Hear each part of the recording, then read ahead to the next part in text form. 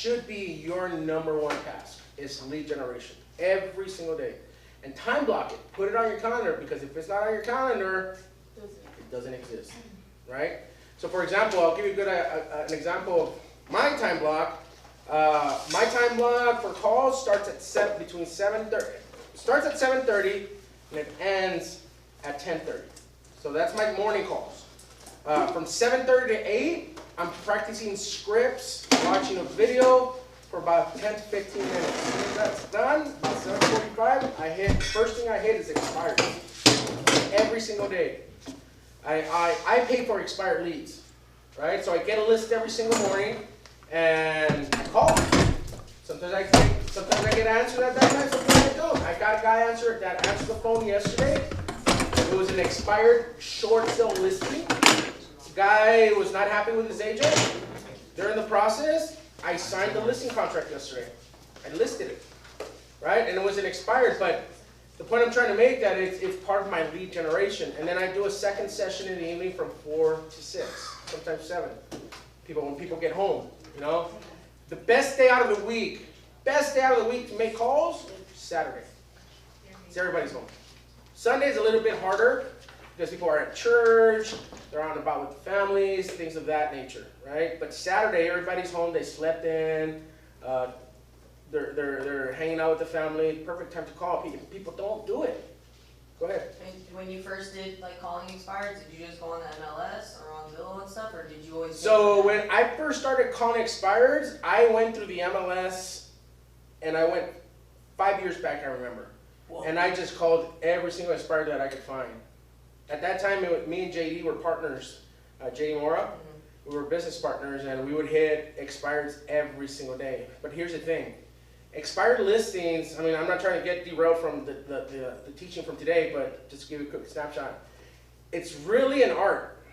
You have to be a consultant, a therapist. And the reason why, because people are frustrated with the name realtor, right? So they don't want to be talking to another freaking realtor in the morning, right? That's the last thing they want. So you really have to build rapport with them, be on their side. You know, so it's not just calling and be like, hey, I saw your house expired, you want to list it again? And then I click, right? So you really have to work the lead and baby it pretty much, you know, until you get the appointment. Go ahead. Do you recommend any expired, like where you pay for it and stuff? So there's a ton of different companies that will give you the expired leads. I use a company called, it comes with my dialer. So I use a company called Arch Agent. I pay about 150 or 180 or something like that.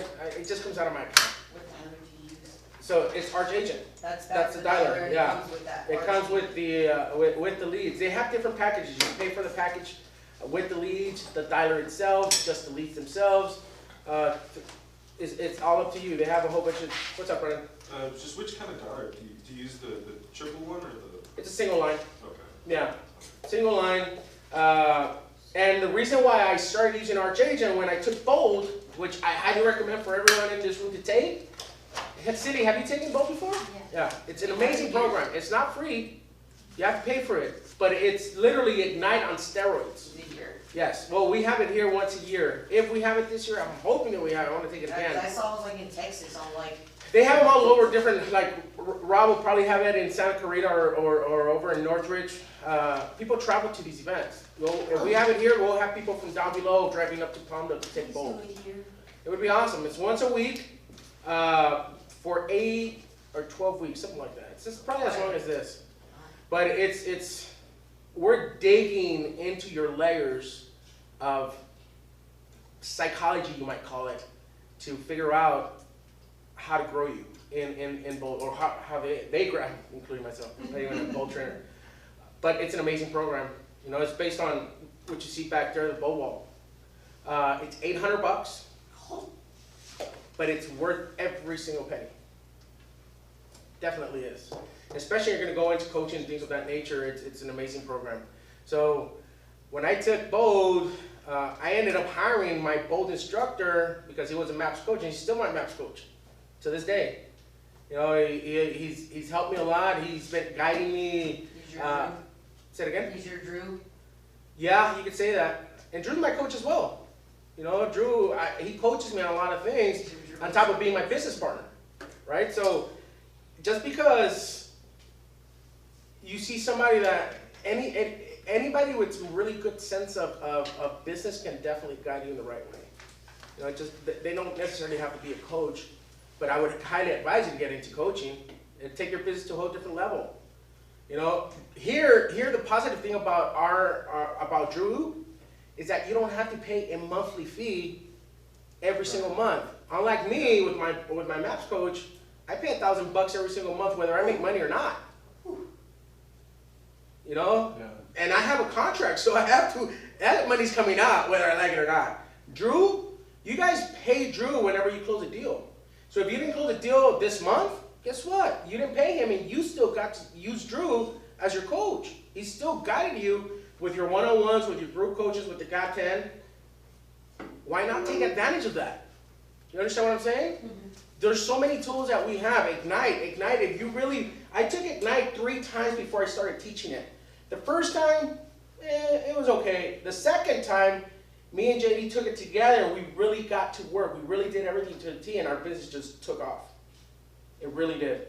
I remember our biggest year as partner, I think we did 62 sites. We did, our GCI was like 300 something thousand, I think, or something like that. Wow. Yeah, it was good. Each? It was a good year, yeah. Whew. Yeah, it was a good year. And it all came from this program.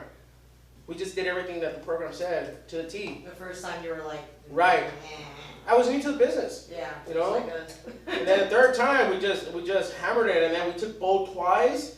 Bold has a challenge, 100 contact a day challenge, 100 conversations in one day. We can't even do 10. So, the reason why I brought up Bold, because if you sign up for Bold, you get the dialer for free for as long as you're on for the 8 weeks or 12 weeks that you're on Bold. It's included, it's complimentary. And then you start paying for it after you complete Bold, but you get a discount because you're a Bold graduate. That's awesome. Right. But going back to that challenge, the first time me and JD did the challenge, the 100 conversation challenge, it took us 9.5 hours on the phone, non-stop, no breaks, on the dialer to make 100 conversations in one day. It was a pain in the neck, let me tell you. But we generated so many freaking leads. It was unbelievable. We did that challenge 3 times. Second time, we did it about 8 hours, and then our scripts got better and better as we did it. And the third time, I think we did it with like 6.5 or 7 hours, something like that. You got better at it. So can you imagine, guys, if you guys were to do that on a daily basis, just focus on making calls or lead generation for itself all day, you guys would be rocking this business. You guys would be the #1 group in this whole valley. Not just the office, this whole valley. You always recommend doing with a dialer, right? Like it's easier. It's easier than dialing one number at a time. You know? How does that work? So a dialer, so you know how the MLS designate an area by using either the quadrants, or you circle it out, you do a mile radius. Yeah. You do the same thing with the dialer. So it gives you a neighborhood data search. Oh. So you search an area, you save it, so you know where you called already, you generate the list. The system will pull everybody's numbers that are available. Oh, wow, that's cool. In that neighborhood. So you take that list, you upload it, you download it into a spreadsheet, upload it to the dialer, record a 30-second message. Hey, this is Jorge Perez. I was just calling to let you know that I just listed a house in your area, blah, blah, blah, blah, blah, blah. Right? 30 seconds, save it. You start dialing. If you get an answering machine, you hit leave message, the system automatically waits for the beep to leave that message, and it starts dialing the next number. Oh, wow, man. While you're dialing, it's giving you, the person that you're dialing you have all their information on your screen.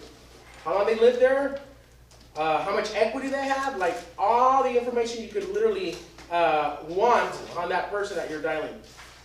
Some numbers are accurate, some numbers are wrong, some numbers are disconnected. It's just it's a numbers game. it has an option to not call the do not call list. I call them. Have you got I swear I do. like that don't care? What's gonna happen? Are they gonna call it do not call police? Yeah. Come on now. Oh, I Yeah. thought Right? there really was a police. Knock on my door. I've had people well, I'm gonna report you. Go ahead. Who are you gonna report me to? I just called you to tell you I'm having an open house. You know what I mean? It's like, So all if right. you call those numbers in that area, would you go door knock that Of same- course, especially if you're gonna farm it.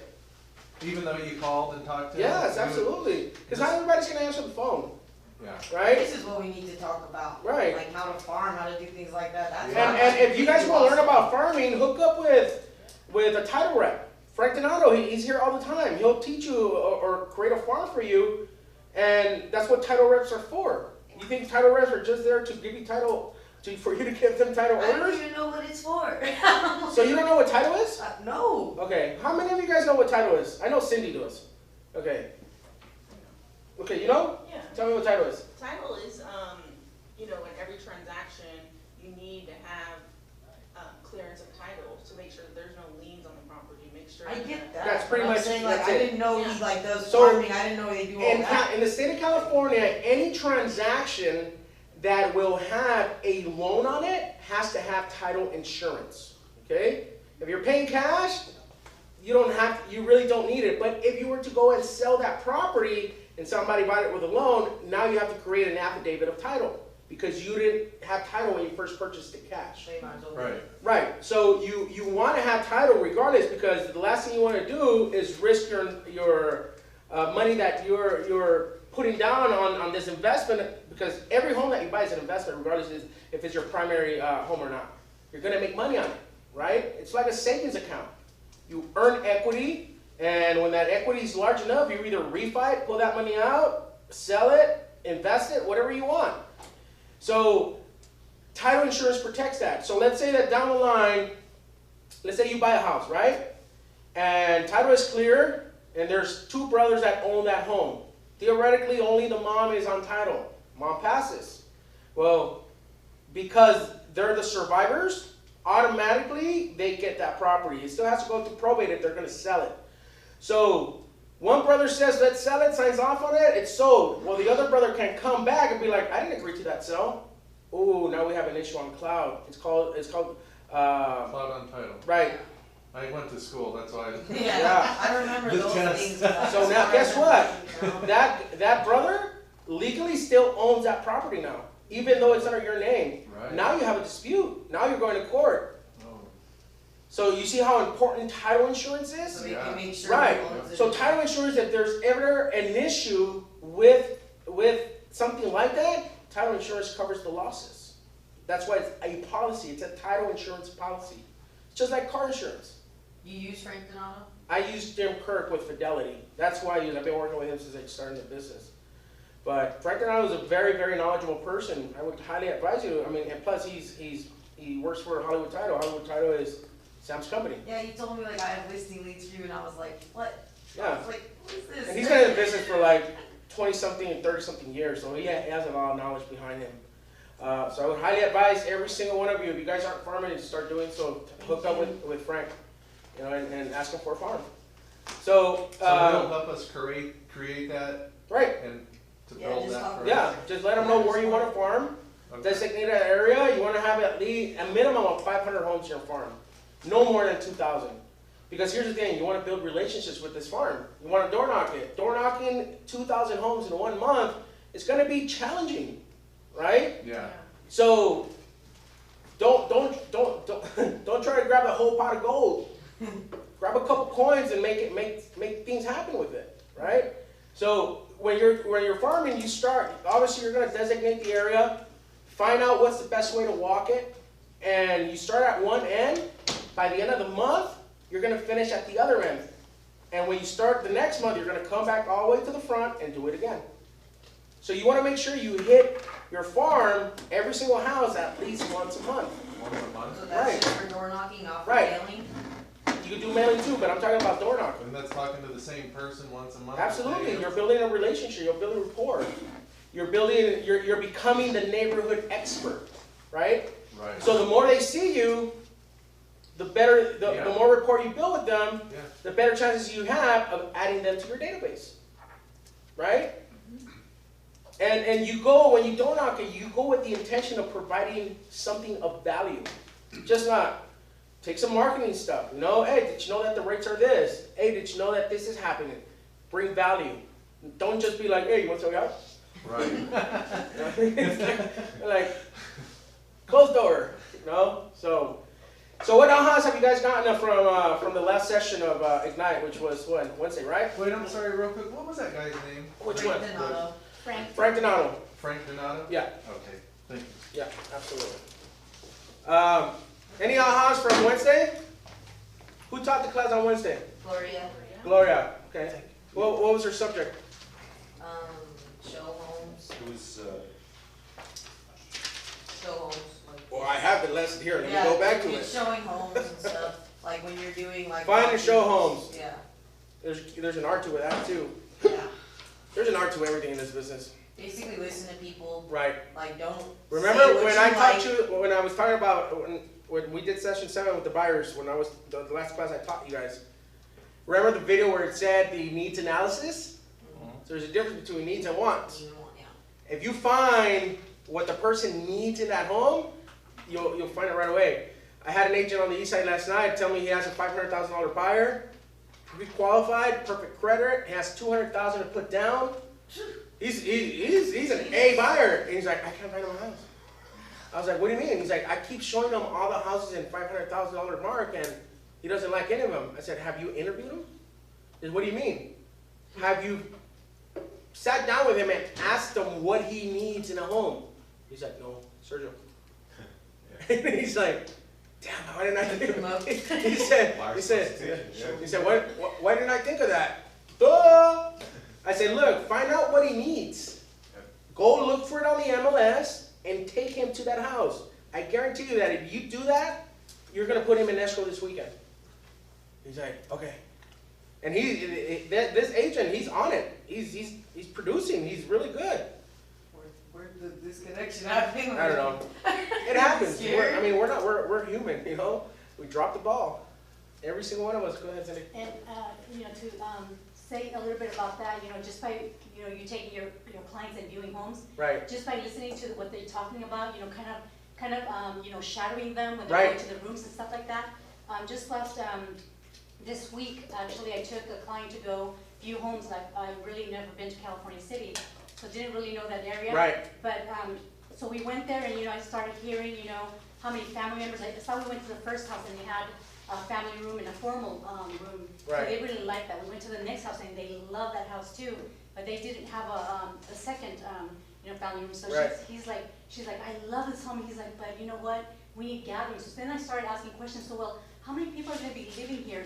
And she said 10. Holy So crap. then I knew Wow. that I wasn't going to be showing her a house that didn't have a second gathering, because her husband was already like, we need the space. Right. So I paid attention to that, and the rooms were important too. So with 10 people, then I was no longer going to show her some of the houses that we had that she wanted to see. You disqualified them right away. 1,300 Right. square feet. She needed 1,600 plus. Right. So we just did that. Right. I showed them 5 homes because we were in that area. Usually I would only show 3. Right. She loved 2 of the 5.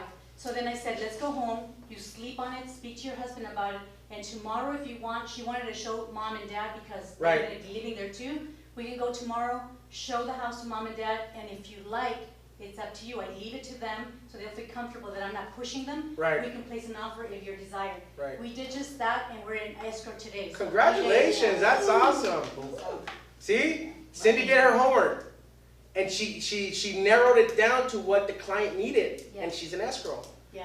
And 30 then pay days, hopefully attention- 30 days from now, God willing, she'll have a paycheck. And then I paid attention also to what was her needs in regards, so she wanted to go maximum of, to a certain price, to what it was, which was about 180. Right. So I said, okay, I know that's important for you, and she says, and I don't have any cash to go in, so, I spoke to the real estate agent, so I knew it was important for her to, the money, to put in for closing costs. Right. So I requested for the whole closing cost, and asked for $5,000 below, that price. Right. For us for termites, septic, everything that she really wanted, because I knew that she And needed. you guys all got this. it. Got everything. Yeah, I put the offer in. Remember, No, guys. I wasn't even countered offer. A hungry mouth that doesn't ask for food won't get fed. Okay? So if you don't ask for stuff, you're not going to get it. I mean, don't go crazy and offer $10,000, $15,000, $20,000 less than what the price is listed, because you're probably not going to get it. But in her case, it was $5,000. They're asking for 3% in closing, and the rest of the goody good stuff that typically you order on a purchase. If you're on a septic, you want to have a septic cert, pumped and certified, right? So those are things that those are clauses that you're gonna provide when you're making an offer. So I'll give you a good example. I just closed one in Fontana. Normal neighborhood, made an offer, got it accepted, and we come to find out during the home inspection the house was on a septic, and she didn't disclose that. Never. The MLS said it was on city sewer. So now I called the agent. I said, hey, we're gonna need a septic cert. She said, well, my client doesn't want to pay for it. I said, well, you didn't disclose that the house had a septic, right? I said, if we would have known that it was on septic, I would have sent you the request with that offer. I said, so we're entitled to this inspection. And we kept going back and forth, and the lady finally paid for it. She finally got it certified and pumped. You know, my clients were willing to pay for it, and I'm like, no. I said, absolutely not. Let me take care of this. And we kept going back and forth, and finally they said yes.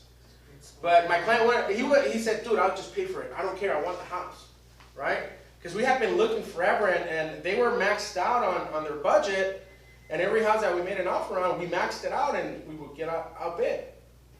It happens, you know, and I was getting tired because I had to drive all the way to Fontana to show home. But it was a $500,000 buyer. I was willing to make that drive for a freaking $12,000, $15,000 check. Sometimes it's worth it, right? So let's get into the lesson. Obviously, we're talking about offers. That's what this is going to be. This lesson is how to make offers, how to negotiate them, right? So today's expectations, page 5. You have a packet? You know what? Ashley. Ashley was supposed to print it out. Did you get one, Brandon? Yeah. Did you get one? Did she update yours, Cindy? Yeah, she gave me the She got the whole folder. Go ask Ashley for a copy. You need one, Daniel? Carlos, yeah. I'm sorry, Carlos. It's You got one? Or My yeah? sons, those are my sons. Yeah. Oh, that's why. Or do you have it on your computer? I got on my. Okay. Rush. Okay, today's expectations. Learn how to present offers when you represent a buyer. Learn how to receive offers when you're representing a seller. Practice scripts you can use throughout both processes. Learn how to set the stage for a positive negotiation. To maximize your learning, your Ignite faculty is committed to. Okay, that's my stuff. So let's move on. Action reveal.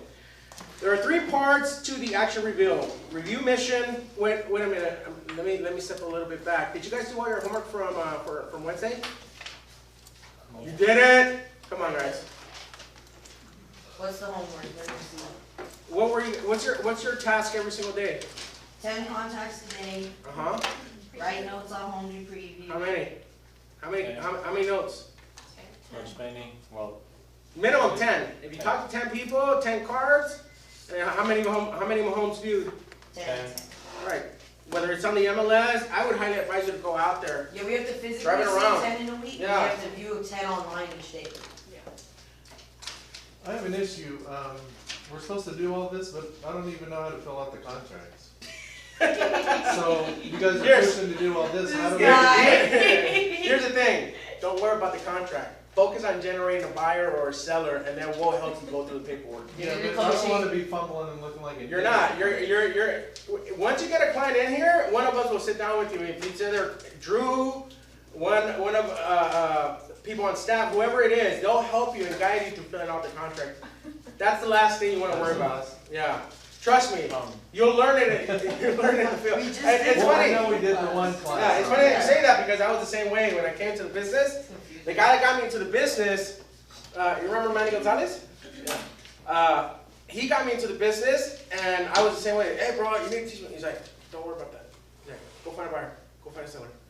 And when I did, he came back and he started filling out the contract while I was sitting there with him learning it. The next client that I generated, he's like, it's your turn. So If I you learned have it, time, you know? If you have time, just go on YouTube. Yeah. It'll tell you detail like, line by line. And it's pretty self-explanatory. You know, you want to learn contracts, print it out and read it. You won't find many people that want to. I know we explain just did the whole one, thing. class on the listing contract, Yeah. RPA. but I know there's a couple other forms too. Well, there's a ton of forms, and it all depends on the type of situation that you're in. If it's land, it's a certain type of document you need for that. If it's a septic, obviously you got to turn in a septic request. Go ahead. When did you start using a TC? Probably about my second or third year. So you knew all the contracts like through and through? I still don't know how, there's so many contracts in car that it's impossible to learn every single one of them. That stuff. When you're working a business, you're primarily going to learn what you use on a daily basis. You know, focus on the RPA.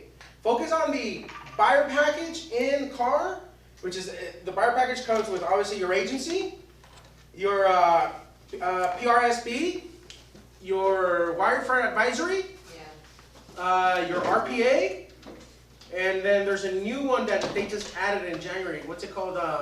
That's for the consumer, that is. Right, for the consumer, consumer yeah. advisory. Yeah, it's already included in that package. Learn that package. Study it, read it over, highlight it, ask questions about it. There's a lot of that in Skyscope. No, it's going to be in car. In In forms. car. So I'll show when you. you log into car for your forms, for your Yeah. contracts, just print out a blank one, right? And just study it. Yeah. That's the best way to learn contracts or any type of documents in this business, is read them. If you do group coaching with Drew, he'll let you like do the contract and you just send it to him and he'll tell you what you did. I do that on the east side too. Yeah. You know, I'll have like when we do scripts in the morning, I'll give them a blank RPA and I said fill it out by hand. And I'll give them a scenario, I'll put it up on the board. I said this is my buyer, this is your buyer, this is the loan, this is how much money they're putting down, this is what they want. I said put that in there. You need to do Yeah. And a lot of people make mistakes and it's okay because through the process, it's a learning process. And I had them do it again when we were done with the teaching a couple of weeks later, and they did substantially better, right? But that's the only way you're gonna learn. You're gonna make mistakes. You know, you guys are for a lot of you that are new, it's just gonna be part of the process. Before you submit anything, have somebody check your paperwork. Always. You know, Arturo does it with me all the time. He did it last night. You know, he submitted he listed a house in Lancaster, and before he went to the appointment, he's like, George, can you review my documents? I said, sure, let me see them. So I reviewed everything. I said, it's good.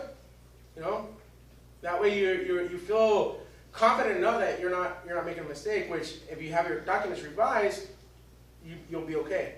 Okay. So, have you guys, all of you guys ever done? Obviously, some of you guys are licensed agents already doing business, but have all of you submitted offers or received offers? Nope. No. So you never closed a deal before? I just passed my test in November. Oh God! Congrats. You're Have you? dealing with newbies. You have it? Brennan? No. Charlie, you have right? You have too, right? New. Yeah. Cindy, I know you. New. Perfect. No. Have you done deal? No. Yeah, perfect. You guys are newbies then. Newbie. That's awesome. And obviously you have it because you're asking these questions. Just Right? a few weeks back, yeah. Yeah. So, Okay. Well, have you guys ever bought a house? yes. Nope. Okay. I bought a house and I did my own open house when I sold it. There'd you go. This guy. It actually worked out really good. It was kind of fun. It is fun. You're gonna make them Yeah. call you up now. So I got, as I told you at the last, do you have the lesson? No. You want to go to Ashley and have her print one out for you? You got Yeah. multiple ones? Yeah. Oh, Oh, perfect. thank you. Even better. Okay. Your friends. So, like I was telling you at the when I taught the last class, Oh, I can. one of the guys in my downline was my That's- client. that's I all. sold 2 homes for him, and he ended up getting licensed. I recruited him. Right? Yeah. I mean, he's been in my business for 5 years. It was 5 years ago that I I was recruited him. trying to do. You know, and There's two there. I make residuals off of him. I make profit sharing every single 21st of every month. I get a check. Is he the only one you have? No, I have multiple people in my downline. But I mean, the reason why I'm bringing him up is that, like he said, he did his own open house, my clients ended up becoming my agents. You know, so 5 years later, I'm still making money on that client because he's my agent, and I make profit sharing from him. You know, so, and he's active. He does it part-time, and he closes 1-2 deals every single month. Yeah, he's making an extra 10 grand a month Every cent. part-time. So there's plenty of money to be made. Let's move on to page 11. Make it happen, the offer process. Can somebody help me out and read the first paragraph? Charlie? Make it happen, the offer process. When a buyer has found a home they want to purchase and the seller is looking forward to concluding the sale of their property, the fun and magic begins. Whether you are representing the buyer or the seller, this is another opportunity for you to shine as a real estate professional. The overall offer process with both parties is diagram below. So as you can see, okay, so most of the time as a new agent, your first client is going to be a buyer. Because you're going to focus on your lead generation, primarily is going to be open houses, door knocking. So guaranteed that 90% of the time, your first client is going to be a buyer, right? So what do you do with a buyer? We went over this on the last class I taught you guys. So you get a lead, wants to buy a house, what's the first step? Buyer's consultation. Right. Okay, so you sit them down, find it out. You ask them key questions. You want to filter your leads out because the last thing you want to do is waste your lender's time. If you have a relationship with a lender and you're sending them bogus leads, it's because you didn't do your job up front. So whenever you have a buyer, in that interview process, I ask them, so how long have you been working? Remember, they need to be an employee for at least 2 years. If they're self-employed, they have to be self-employed with taxes for at least 2 years consecutively, right, to be able to qualify for a loan. So that's your first question. Do you have a job? Yes, great. How's your credit? Oh, it's good. Where do you think it is? It's about 600. Good. Now you know they qualify, right? Because the lowest qualifying FICO is about 580, 585.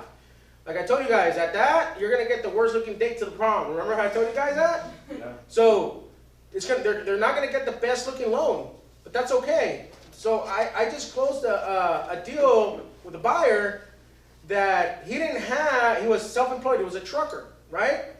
He was incorporated, but he didn't do payroll. He wasn't on payroll within his own corporation. So what my lender did, we did bank statement loan, okay? 24 months of bank statements where it showed his deposits every single month. Not the best loan. His interest rate was 10%, but he got a home, right? So 2 years from now, my lender guided him into what he told him, you need to put yourself on payroll within your own business. So you could show a different type of a tax setting, right? Because he ended up using his corporation to obviously show income, which he had it set up wrong. So lender told him, wait about a year, get this situated, talk to your accountant, wait about a year, we'll refi the house, and we'll do a regular FHA. So once he does that, he's going to save a ton of money. Because where are your interest rates right now on an FHA loan? 3.5. About 3.5%, right? So from 10% down to 3.5%, it's major savings. It's gonna save a few hundred. Oh yeah, absolutely. So it wasn't the best scenario for him, but he got a home, right? And sometimes you just those are the type of sacrifices buyers have to make. So again, you start with the buyer, interview him, ask him some key questions to make sure that you at least know that this guy can potentially qualify. You're not going to know whether they do or not until the credit is run by the lender. Because credit history has a lot to do with the qualification, right? So once that's done, you get a buyer qualified, you get a pre-approval letter. Highly suggest you guys get a DU as well. Anybody know what a DU is? That's up underwriting. Okay, it's a report. It's a manual underwriting report that the lender does, where it shows their DTI, which is extremely important, and it shows their FICOs. It shows what kind of money they have. It shows everything, all their history, right? So whenever I submit offers, I always submit the DU. When I have listings and I get offers, I always request a DU. Because I wanna see, especially if I have multiple offers. Remember I gave you the example, Jenny, right? When I was talking about Jenny, having a lower credit score, did I use you too, right, Charlie? Yeah. Yeah, when I did that example, where Charlie has better credit, more debt, Jenny has less credit, less debt. Who's the better candidate? She is. Of course. She's less of a risk. You're guaranteed that she's gonna get approved because her DTI is way low. But if Charlie has 700 credit score, but he's maxed out at 46% on his DTI, he's a risk. There's a chance he might not be able to close it. The lender meaning. But if he's pre-approved, Just because he's pre-approved doesn't mean anything. doesn't mean anything. No, absolutely not. That's the final. Things happen in real estate. Trust me, they do. You'll find out. And they would happen when you least expect it. They can happen at the last very minute, right? I remember my very first deal in the business. This was 8-9 years ago. I was representing the buyer, right? Friend of mine. And we get into escrow. We're going to record. And right before it records, they find a lien. They find a lien on the owner, child support lien, on the wife. They had gotten divorced, and the husband was receiving child support from the wife. What? Is that insane? Crazy, huh? This guy. Equal opportunity. So, anyways, that was on a Friday. We didn't record. That lien had to be cleared, right? My client had moved out of his house because he was renting. His wife was 8 months pregnant, and they had 3 kids. You gotta move And now he has no home. Oh, wow. He was pissed. Can you blame him? What happened? They ended up clearing the lien, but it took a week. How do you do that? Title does it. Oh, they just. Right. It's a process that they have. But they ended up clearing the lien, and we couldn't close till the following week. But I was freaking out. I was so stressed out over that deal. I remember at that time I used to work at Home Base. And I remember the broker there, Joe Morales, he calls me up and he's like, George, if you're going to stress out about this situation, this business isn't for you. Because this happens all the time.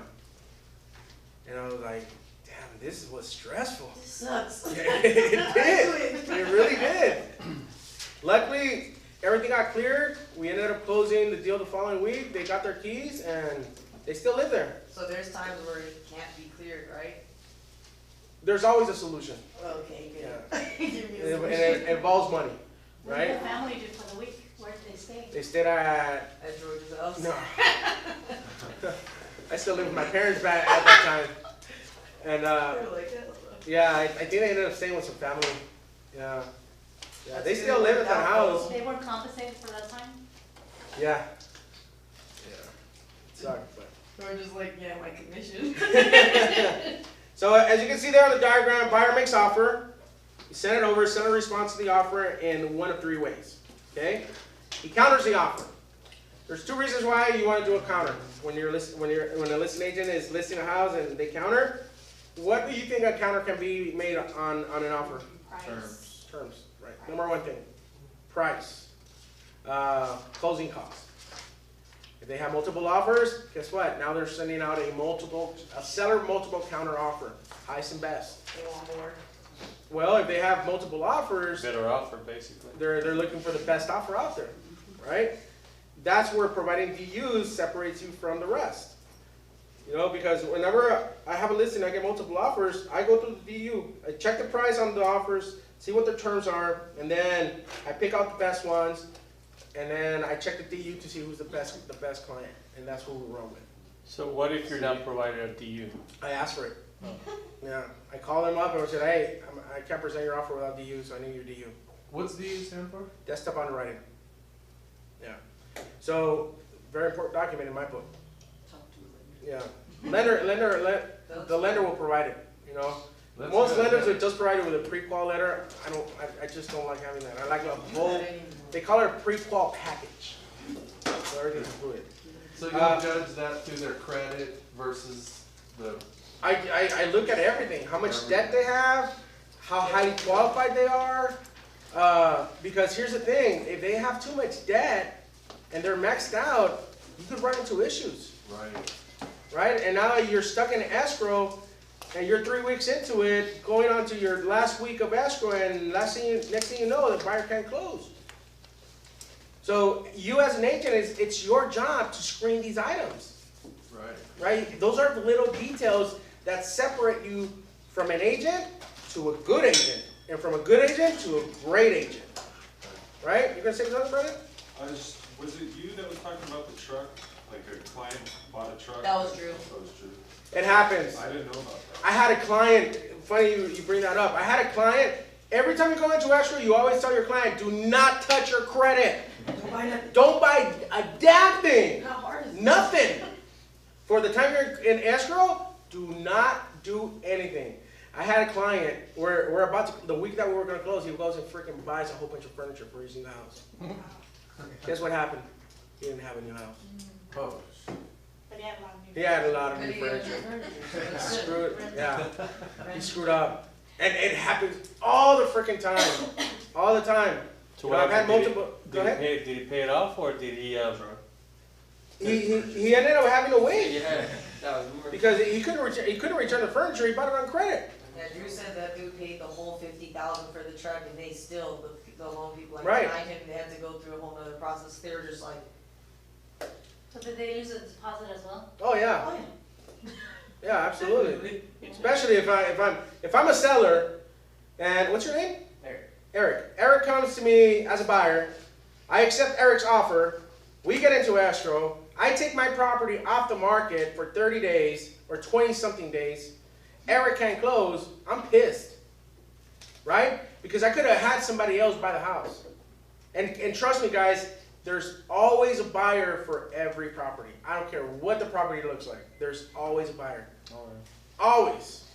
we had a property in Bakersfield was it last year? No, this year. Well, we started late in 2018. And I don't know if you guys ever been to a Bakersfield, but there is certain streets in Bakersfield, they're like loaded with a lot of homeless people. Right. So this property was. Especially in East Bakersfield, yeah. So it was in a corner lot, nice house, I mean older house. Right behind the house, a liquor store. And we thought it was gonna take like forever to sell the house, but like you're saying, there's always a buyer. It's always a And buyer. it took a little longer, but you know what, it's Right. sold. Yeah. Some properties are in need of a specific buyer, right? But there's always gonna be a buyer for every property. It wasn't an older neighborhood, like Right. really well established, and then like, you know, everything was, all the houses were like really taken Right. care of and beautiful, so. Yeah.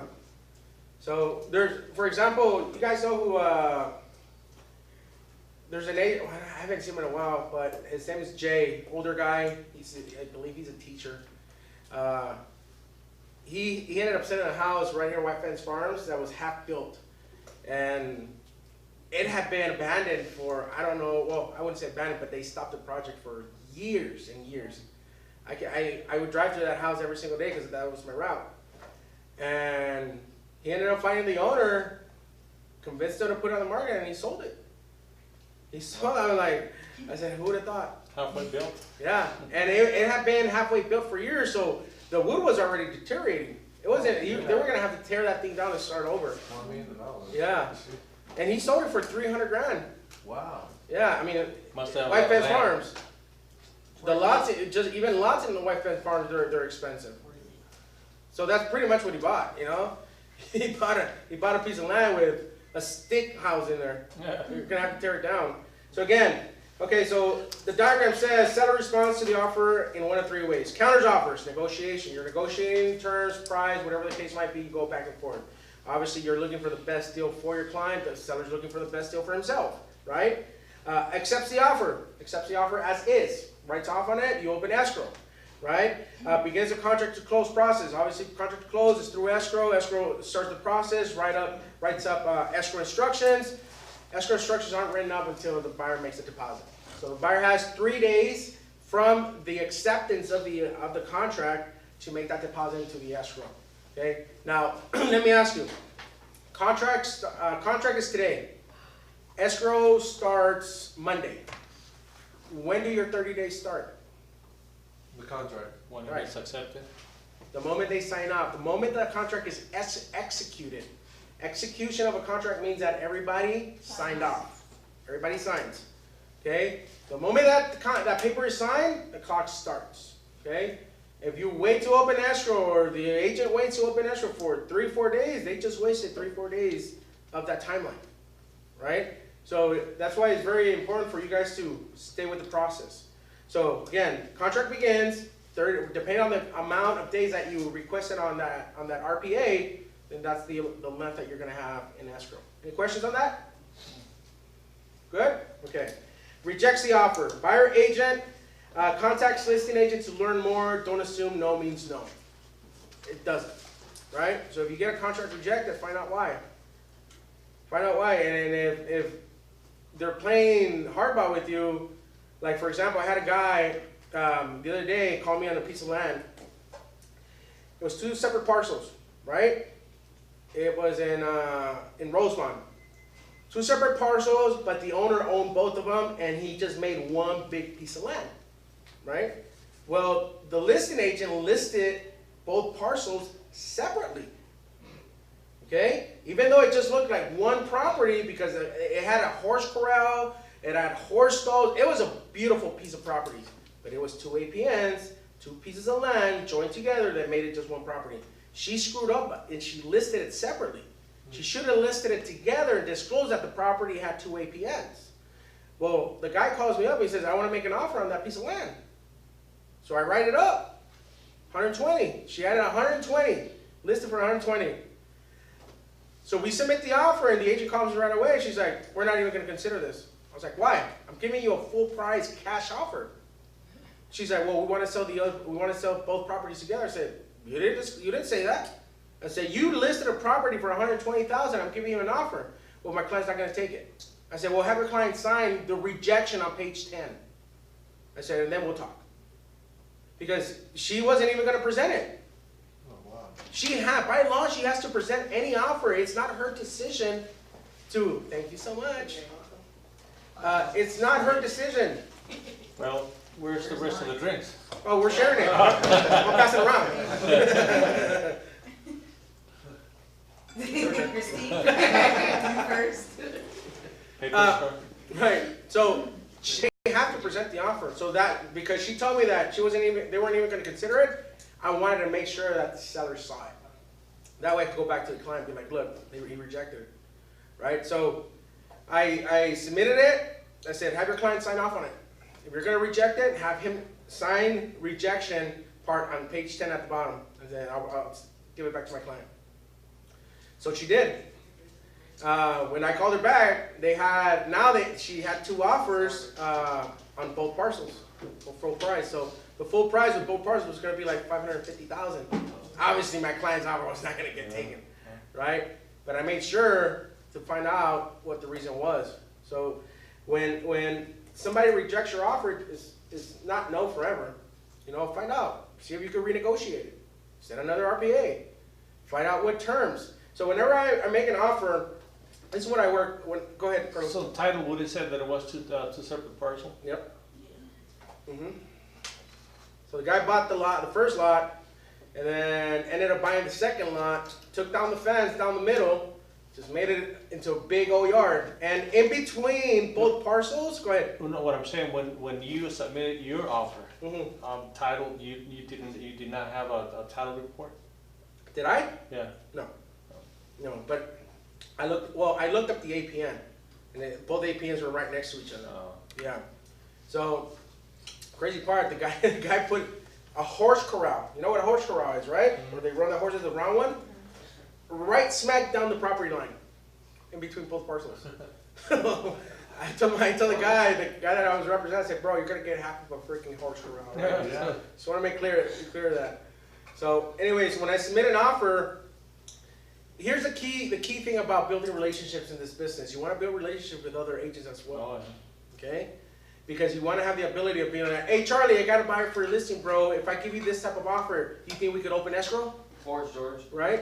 So I'm asking him, letting him know in advance what type of offer I'm going to send. Right? That way you make sure that it doesn't get rejected. Hey, if I send you an offer at this price, can your client make this happen? Yes? Okay, when can we open escrow? Such date. All right, I'm sending it right now. You're putting you're setting up yourself for success. Does that make sense? Yeah. So it's very important to have those relationships. That's why it's important to go to like functions, real estate functions, build relationships with people, you know? Gavar has functions all the time, network events, where you get to meet other agents from other offices, and it gives you a good opportunity to recruit also. You know, we have a downline system here. You want to go ahead and, I called an expired listing yesterday morning. The guy answers the phone, start chopping it up with him conversation-wise. Turns out that it's his own house and he's an agent, right? He's a local agent here in town, somebody in his house is a FISP. I was like, okay. So we start talking, and I said, how long have you been in real estate? And he tells me, I said, hey man, I said, I've never met you in person, I don't think I have. Why don't we meet up for lunch next week? And he's like, I'm down for that. Why do you think I'm meeting for lunch? I'm going to go and present an opportunity to see if I can put him in my downline. Bring him over to KW. Right? There's always an opportunity in every conversation, guys. Every conversation. So, moving on. Any questions on the diagram? Any questions on the what I just shared with you guys? All right, next page, 12, represent the buyer. Once your buyer finds a property they want to purchase, there are 3 actions you need to take. Number 1, prepare to write the offer. Number 2, write the offer. Number 3, present the offer. Okay, simple as that. 1, 2, 3. Prepare, write, present. Number 1, prepare and write the offer. Before you write an offer, be sure you are fully prepared, as you can work quickly and efficiently when you actually begin writing it. Use a checklist on the following page, which steps that can be completed well before the offer. Yeah, this thing is blurry. And I didn't bring my glasses either. Which of the steps that can be completed well before the offer itself? All of them. Okay, so checklist on page 13. Eric, right? Yes. Can you read the first couple of them? Yes. Obtain the buyer's pre-approval letter from their lender. Your client's offer will be more attractive to the seller if a pre-approval letter is submitted at the same time. Absolutely. No offers will even be looked at if you don't know that the buyer's pre-qualified. They send me an offer without a pre-qual letter, I'm not even going to consider it. They're not prepared. They're not sending me a complete package, right? I want to see how much they qualify for, and on top of that, I call the lender to verify that letter. You do? I do, absolutely, because anybody could freaking type up a pre-qual letter. Yeah. You do it in freaking Microsoft Word. Right? Sign it off, and there you go, right? Right. George, we shouldn't be showing homes without pre-qual letter. Absolutely. You don't want to be Waste your time. wasting your time showing Yes. to properties to somebody that has never been pre-qualified.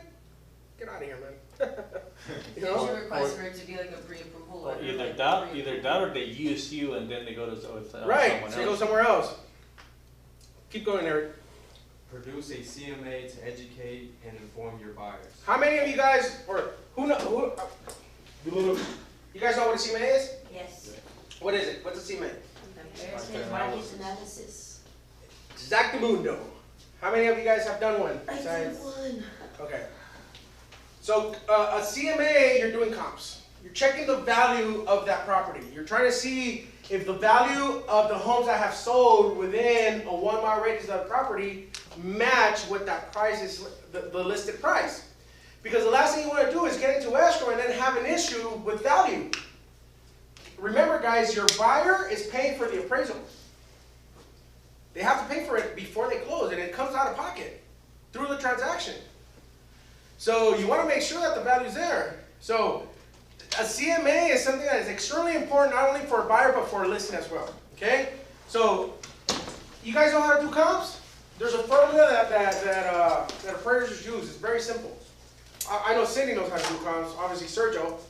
Arturo knows. Eric, you know how to do comps? Okay. Jenny, you know how to do comps? Comps right there? You guys? Okay. What's the formula that you guys use to do comps? Somebody share with me. What was the question? I do, like, for example, the age of the house. I go myself like 3 years newer or older, not much. And then Starting point? about a mile radius. So the way I was taught to do, and you're right on target. Either that or 10% you go up. So what I do with comps, and I learned this from an appraiser. So obviously it's 1 mile radius. Okay, from the subject property, radius, circle. So from the property, you stretch out a mile in the MLS, okay? As far as days on the market, you want to focus on 3 types of properties. You want to do 3 actives, 3 pendings, and 3 solds. That's what you're looking for, okay, on a CMA. 90 days back, this marker is horrible.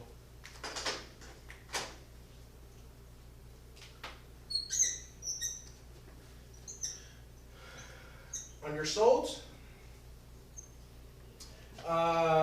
square feet, I always do 15% up, 15% down. You know how that works? No. No. Okay. So let's say a house is 2,500 square feet. Okay? You wanna add 15% to that square footage, and it'll still be a comp. So what you do, you're at 2,500 square feet. We want to go up 15% up, 15% down. So you take 15 off and 15 on. So 25, you got a calculator.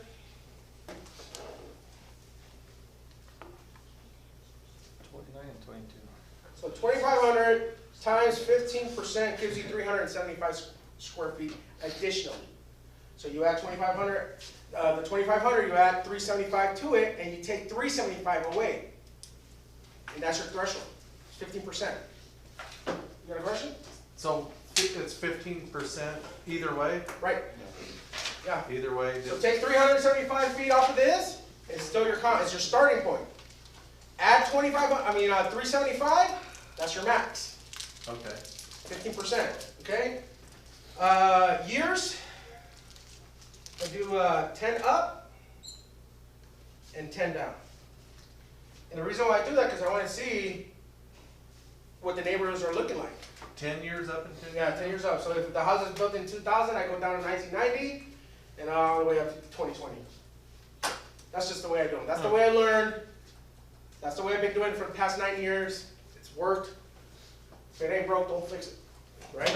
And that's it. That's the formula. That's the formula I use. Okay? So once go ahead. Back to the actives, pending, and sold. Right. Why are you looking at the sold? Because that's already sold. Sold is what gives you the value. Market value. That's going to be one of the values. That is the value. Oh, I'm Actives? sorry. I was thinking of something different. Something that wasn't sold. Got it. So something that's not sold, you want to check. You want to check actives. Reason why? You want to see what the competition is, right? How long has it been on the market? I check days on the market. See if they're overpriced. That way I can compare it and share that with the owner and show them, look, you want to price it at this much? This one's already priced at that much, and it's been on the market for 111 days. That's a good point. Right? Yeah, right. So you want to make sure you check your actives as well. Pendings as well. How long did it take for it to go pending? At what price? I check the dates of when it went pending. If it's been more than 15 days, I'll call the agent to find out if the appraisal's in. Because if the appraisal's in, that means that the price that's it listed for or under contract, the value's good. That's going to be another comp for me. Does that make sense? Yep. Right. So you want to do 3, 3, and 3. And if you have too many of them, then start closing your numbers down from 375 to 275 on the square feet. And so you start getting less listings because a whole bunch of them will pop up. Right. Right? So it's very important. These are the little key things that are going to separate you, again, from good agent to great agent. Right? And the better your CMA looks, the better chance you're going to have on the listing side to get the listing, or on the buyer side to have a better understanding as to what type of price to submit. Because let's say that a client really wants a property, right? And they come to Carlos, and Carlos, you know what, Carlos? I know it's listed for $219, but let's offer $230. I really want the house. I'm willing to pay extra for it. Well, you got to be careful. Because what if it doesn't appraise? Yep. Right? If it doesn't appraise, now you run into an issue. So there's 3 ways. Who's gonna pay for the difference? Right. There's 3 ways to negotiate that. Buyer pays for the difference, right? Seller lowers the price by the difference. They meet halfway and pay 50-50, or the buyer pays for the whole thing. And if you have an FHA buyer, your lender's not gonna let you do that. On top of that, they probably don't have the money. Yeah. Because the primary reason why a buyer uses an FHA loan is because it's only 3.5% down. It's very, not many people have 20% down to put on a house. Right. $300,000 house, 20%, that's 60 grand. Plus closing cost. Yeah, exactly, another 3% in closing. But then you have to pay that premium insurance. No. Well, on a 20% down, you don't. No, I mean on the FHA. On an FHA, yeah, because you're a bigger risk for the bank. They're willing to give you a loan at 3.5%, you gotta pay insurance. Because you're the risk. Yeah, it's a bigger risk for them to default, right? On a conventional loan, 20% down, you're coming in to the property with 20% in equity because you're putting the cash up front. It's a collateral. Right. Does that make sense? You got more skin in the game. Yeah. Right. So you're less of a risk for the bank because you're putting capital on the table. Any questions on that? Any questions on the CMA? You're all good? Yeah. All right. Oh, I had a question on the CMA. Sure. You said you do a circle, and I know it pops up a bunch of things, so Right. it's confusing. Do you just start clicking on look at everything in that circle? You mean the properties? Yeah. No, I generate a list. So once I do the radius, after I put all my the research information, Yeah. I hit search, then brings up the properties. And, And then I start narrowing them down. And I look at the pictures also, guys. Because here's the thing. There could be a house that's priced high, or 2 homes that are priced the same. One looks like crap, and one doesn't. right. That makes a difference too. One has a pool, one doesn't. A pool will give you about no more than 10, maximum 15 grand of value. But for the most part, an appraiser's gonna give you 10 grand. That's it. Don't matter if it's a freaking lake in your backyard, Right. right? I mean, a huge pool. Jordan, Yeah. one of the questions for my client, when they asked, in regard to the appraisal, said, how about if, appraises more, then I have to pay more money? No. I said, no, you come in with equity. I said, Exactly. So when I actually called the agent to find out, in regard to the listing price, she said to me, we've already done an appraisal, and your client most likely would come with equity at that price, so by $15,000. Wow, that's awesome. Yeah. Yeah. Yeah. So, One is that- of my houses. I just helped my buyer, we're about to close soon, and she's gonna walk in with $20,000 worth of equity because it appraised $20,000. see, it happens, guys. It really does. And you see how- All right, let's continue. Turo, read number 3 and 4 on that list, please. Review the tax records for information about pricing history. Keep going. Ensure the property is still available before spending any time preparing an offer. Even if your MLS indicates the listing is active, contact the listing agent to let them know that your client is considering making an offer. If it's off the market, let your buyer know immediately and promptly begin the search for another home. Right. So, whenever I'm gonna submit an offer, like I said, I always call the agent. Hey, how many offers you got on the table? I got like 5. You know? There you go. So, and then if they do have multiple offers, and my client really wants a property, I always say, hey, what's it gonna take to get my offer accepted? Guide me. Tell me what your seller wants, and I'll communicate that back to my buyer. Because most of the time, if you get outbid every single offer, more than likely, you guys are gonna end up in escrow. And That then make at the sense? same time, that if it's too much, Right. don't look for something else. Exactly. Because if it's somebody that I know, they'll more than likely tell me what their highest offer is on the table. If it's somebody that I don't know, they're like, I can't tell you that. Come on, man. Really? We're trying to get to the same destination here, man. Paycheck. Do you let people know when they call and you don't know them? Say you're the seller? It depends on the buyer. Yeah, if it's somebody that really, it sounds professional and then, meaning the agent, if it's somebody I know, yeah, of course. We're here to freaking close deals, man. You know, some people are just anal about that stuff, and it gets on my nerves. You know, but if it's somebody, especially if it's somebody from my office, if I have multiple offers, as I stated the other day, oh no, I stated this at the school. Here's a key part about KW, guys. We have the biggest market share of inventory on the market right now, on the MLS, right? So more than likely, if you make a deal, you're probably going to end up making a deal with a KW agent, a local. I mean, you've done it many times. Charlie has done it. I've done it. I'm sure Sergio has done it. Cindy probably as well. You know, I'm sure you guys have done it too. Mm-hmm. So if I have 5 offers from different agents, from different offices, and I get an agent from my office coming and saying, "Hey George, I got a buyer for a property. Hey, sorry, you know what, guys? I got 5 on it." He's like, "Where you at?" I'm gonna tell him. I want to keep it in house. Right. Yeah. Right? Why? First of all, we're controlling the transaction. First of all. Second, we're contributing to profit sharing because you're keeping it inside. Third, the 199 just dropped to 149 because that it's gets split. Right. Because it's a dual agent. Right. Well, it's considered a dual agent because theoretically, per the DRE, our clients are not our clients. They're the broker's clients. We're just a representative of the broker. Okay. I get it. So it's one broker with the 2 agents. Right.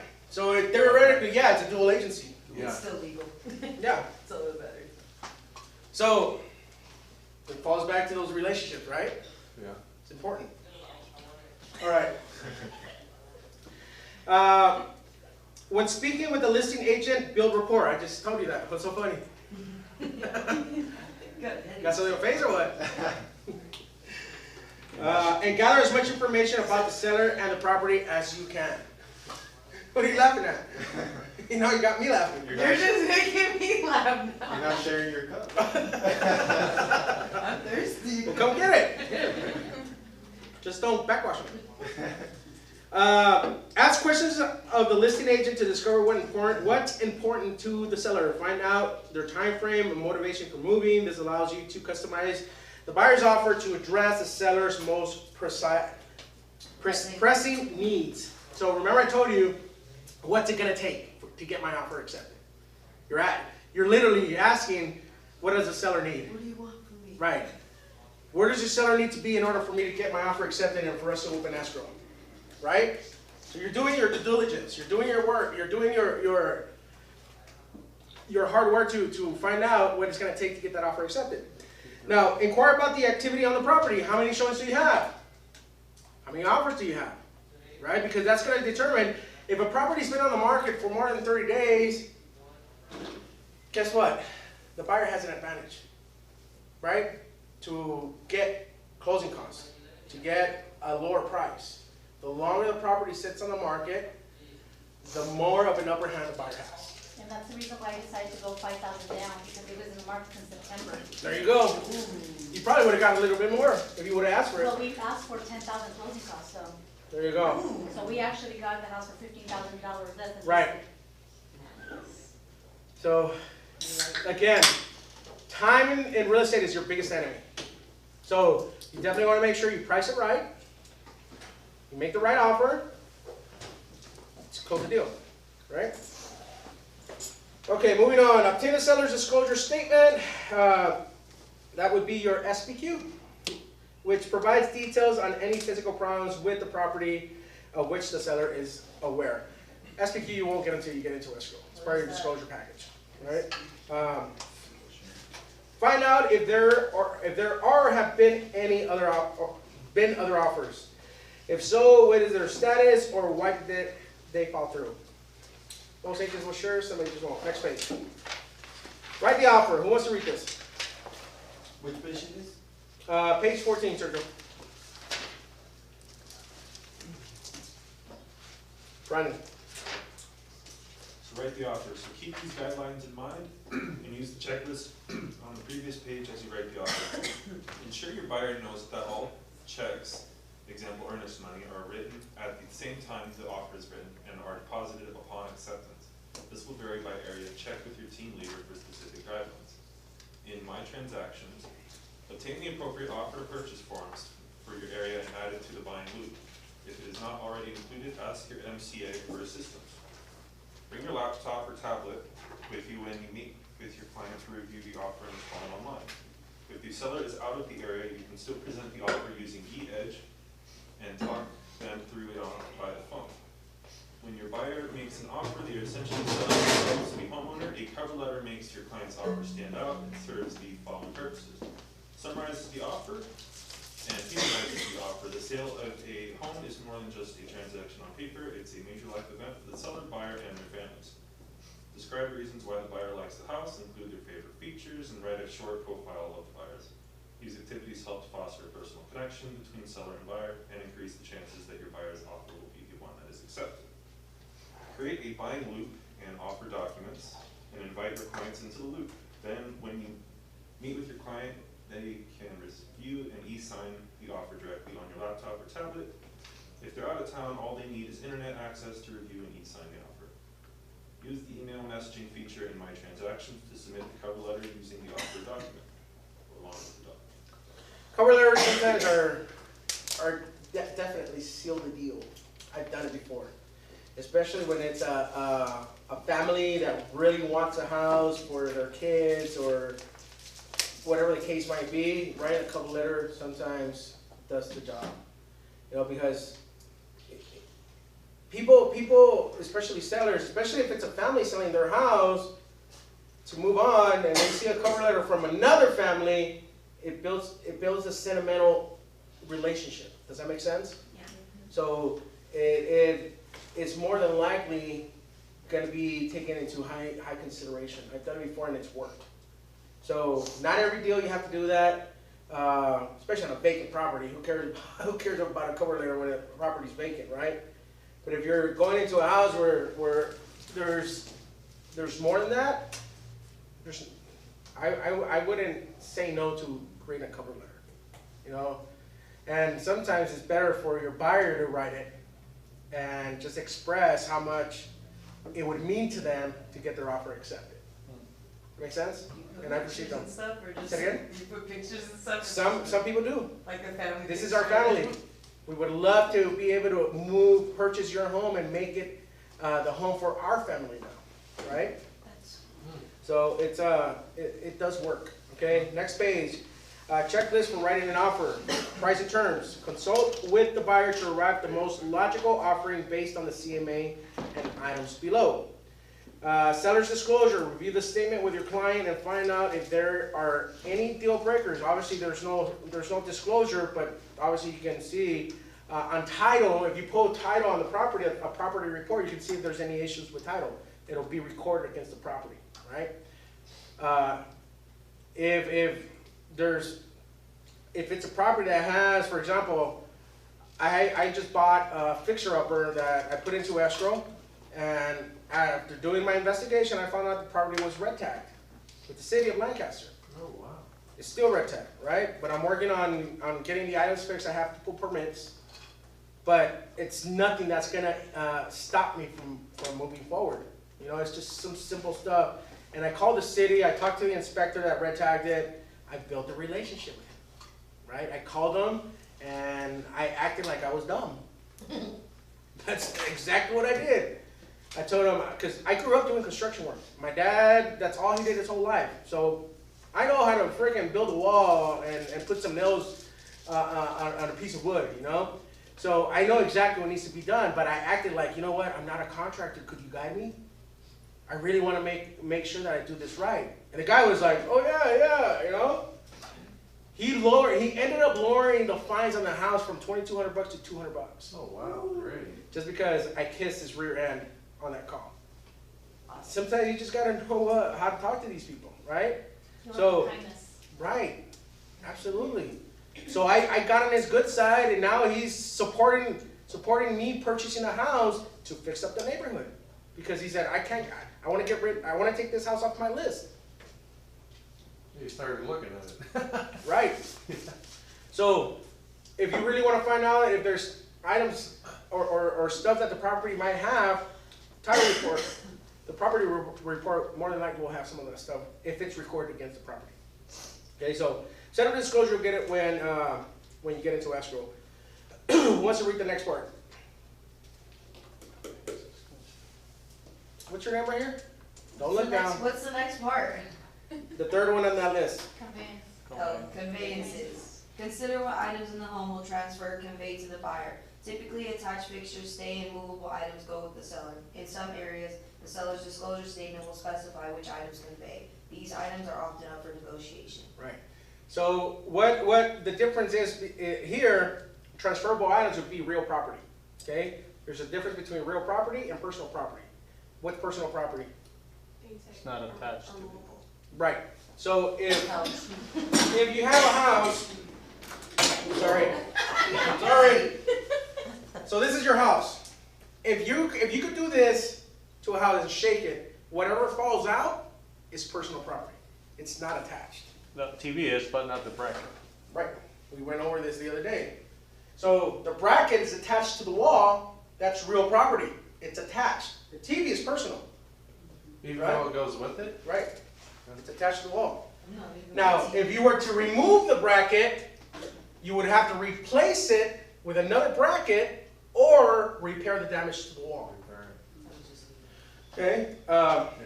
That's where that talks, is what items are negotiable. Most of the time, personal items that become real property is, for example, a stove. You know, if you have a stove top attached to a cabinet, that's real property, not personal. Okay? But for the most part, most of the homes that you purchase out here, they're lived in, if they're flipped, most of them will have at least a stove. And a refrigerator, is that personal property? Yes. Yeah. It's personal. Yeah, and one of the reasons why a lot of people sell the house with stove, because FHA. yes and no. It's not required to have the stove for an FHA loan, but, okay, let me rephrase that. It's not required. What is required is that the gas line is either attached to the stove or capped, Yeah, okay? Because anybody can yeah. open the gas, and next thing you know, you have a problem. You have a You're better freaking off ticking leaving. time bomb, okay? Yeah. So the gas line has to be capped or attached to the stove. So most people will just leave the stove, because if they're moving to another place, more than likely they're gonna have a stove there. Make sense? Any questions on that? All right, earnest money deposit. Go ahead, Carlos. The buyer makes a deposit to the seller to show good faith in the transaction. This earnest money is typically deposited in the escrow account that is jointly held on the behalf of the buyers and sellers. Determine an amount that would be acceptable to both buyer and seller. In many markets, 2 to 3% of the purchase price is normal. Check with your team leader about how earnest money deposit is handled. Do the same for option money, if applicable. Perfect, thank you. So obviously you guys know what an EMD, right? EMD, that's a deposit. The amount of money that you're gonna put on the contract to open escrow. So this is what, a deposit is literally this. Charlie, here's $3,000 as collateral. Let me do my investigations. Please take the property off the market. And it's not part of the down payment. It is. Oh, Yes, it's a deposit, right? They call it, it used to be called a good faith deposit. Oh, yeah. Okay, now it's an earnest money deposit, or just a deposit, right? And again, typically it's 3% of whatever the purchase price is. It also depends on the loan, because if it's a CalHFA or a VA loan, something that's 100% financed, well, you don't want to put $5,000 in escrow, right? So whatever money every deal has to have a deposit. I put $1,000. I put 500. There you go. Yeah, 500. That money's gonna come back. Just You know, it's gonna be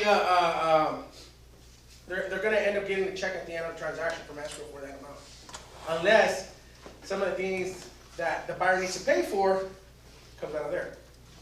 Make sense? Yeah. Questions? No? Let's move on. Time for the seller acceptance. Be sure to specify the time of acceptance. Typically, they have about 48 to 72 hours to reply to you with an answer. I submit an offer, I call them that same day. Are we accepted or not? Can we open escrow or not? Right? How soon can I get an answer? Stay on top of it. The faster you work, the faster you open escrow. Financing terms. Make sure the financing terms would be agreeable to your buyer and seller. Okay, obviously, you're negotiating. Buyer pre-approval letter, we talked about that already. You want to submit it with every offer. Loan approval, again, is part of the process. So you submit an offer, you get accepted, you open escrow, right? Right. How long do you have to get loan approval based on your contingencies? Isn't it 21? 21 days. Okay. After 21 days, the seller might request that you remove your contingencies in writing. You guys know what contingencies are? Subject to. They're conditions. Okay. You guys know which 5 contingencies are the most popular or that are actually included in transaction? Inspection. Inspection is one of your contingencies. What else? Appraisal. Appraisal. Disclosures. Disclosures. No. Reports. Because inspections and reports are whole 2 different things. Okay? And your loan. So the first 4 outside of your loan contingency, you have 17 days to get those done. And what does the contingency period that is in place do for the buyer? It protects their money. Protects their deposit. Okay? As long as they don't remove their contingencies in writing, their money is protected. The moment they do remove in writing, they're literally saying to the seller, Mr. Seller, here's my contingency removal. I'm moving forward into closing this deal. Does that make sense? Yeah. That's when your contingency is removed. Now, if you were to cancel the deal for any reason of those contingencies, after you remove your contingencies, you might lose your money. It's happened to me before on one transaction. One only. Had a buyer that canceled a few days before we were going to close. He had removed his contingencies, and he decided he didn't like the house because it was in Rosemont. He wanted to be closer to Palmdale. Buyer kept his money. The seller kept his money. I told him too. I said, look, the seller's going to end up keeping your money if you don't freaking close this thing, right? He's like, I can't do it. I can't do it. We lost $3,000. You know, it happens. We move on. All right, next page. 16, closing date. Make sure the closing date will work for your buyer, their lender, and the closing company. Tuesdays, Wednesdays, and Thursdays are the best days to close because they are in the middle of the week. Therefore, you have an extra business day before or after if needed to complete the transaction. I say any day of the week is good. As long as it closes, who cares, right? So what happens if you run out of time? I don't know. You create an addendum, right? Right, and what is that? What? Oh, per diem. You No. get charged for per diem. Well, you could charge. It depends on the situation on per diems. Per diems have to be approved by the bank. But if you run out of time, what do you Ask for request? extension? Extension of time. Yeah. You ask for a week or 2. Communicate with the lender. Find out if he's good to close. Find out if they issued the CD. You guys know what a CD is? With the loan? Contingency disclosure. No. Oh, you're a lender. You were. I know what it is, but. Yeah. The closing disclosure. That's what I was gonna say. Okay? A closing disclosure is issued 3 days before the buyer can sign loan docs. Right. Okay? That's in California. That's a California law that was placed in effect like 3 years ago, which I think is completely absurd. But I don't make the rules. We just follow them. So CD is issued. 3 days after the CD is issued, the buyer can sign loan docs, and you can move on to close. So after the buyer signs loan docs, loans go back to the lender or to escrow. Then they ship them to the lender. Lender reviews. They go into what's called now funding status. They go through funding conditions. If there's anything open that needs to be addressed, they address that. And then it goes into funding. Property funds today, typically 24 hours later records. Okay? There's also an option where you do a special recording. You fund and record on the same day. Okay? So How much is that? How much is that? what do you mean? Like, let's say you wanted to do a special recording, you have to pay, It's the same fee as if it was going to record normally. Your buyer just has to be there. The buyer just has to pay for the fees up front, or escrow has to give you a check for those fees. Those fees are already included in the closing fees, right? Or their closing costs. That money that goes to the county to record, it's already included. So since you're gonna go do it personally at the window, you gotta have the money up front. Right. And then if you do it out of your pocket, then obviously you will get reimbursed through escrow. You can't do it alone. You gotta have a title, your title rep or whoever's representing the title company go with you to record it with the county. But it happens, special recordings happen every day. I only do them when it's needed. There's agents that take advantage of that and they just want to do it because they want to do it. But it takes a toll on especially like for example with my title rep, I'm not going to waste his time just to close the day early if I don't need to. But let's say that we fund it on Friday, and if I can record it on Friday so that my client can move in over the weekend, then that changes things, right? Yeah. Right. Or if the buyer needs to move out of his living situation, his contract is over, and he needs to be out like now. That's another circumstance where you can use a special recording, right? So it just depends on the scenario. Home warranty. Review the home warranty and considerations. You guys are pretty aware of what a home warranty is? Good. So we won't focus on that. Repair limits. Focus on the item the buyer is most interested in repairing. Bear in mind, the law regulates how much money the seller can give to the buyer. Explain the limits to your buyer. Okay, how many of you guys know about requests for repairs? Okay. So if Arturo is submitting an offer on one of my listings, he sends me, they do their home inspection, and then they send me a request for repairs, do I have to consider that? No. Sold as is. Right? Okay? The only repairs that are mandatory are lender required repairs. Those are repairs that are ordered by the appraisal or the appraiser. Okay? So if the appraiser goes to the property and he sees a cracked window, he's going to call that out. That window has to be repaired. It is an obligation of the seller to repair that because the appraiser is requesting it. If those repairs aren't done, there is no loan. Make sense on that? Yeah. Okay. Now, when you guys are requesting repairs, you want to be considerate. Because, for example, with Cindy, let's say Cindy, right now with the transaction that she's talking about, right? She got an offer accepted at a lower price, and they got 3% in closing costs. Well, they're ahead of the game. So if your buyer does a home inspection and he says, I want that plug fixed. Really? Come on now. That's something you can fix yourself. So you got to weigh your options. You either want closing costs or you want a new roof. Which one is it? And that's Right? exactly what I explained to her.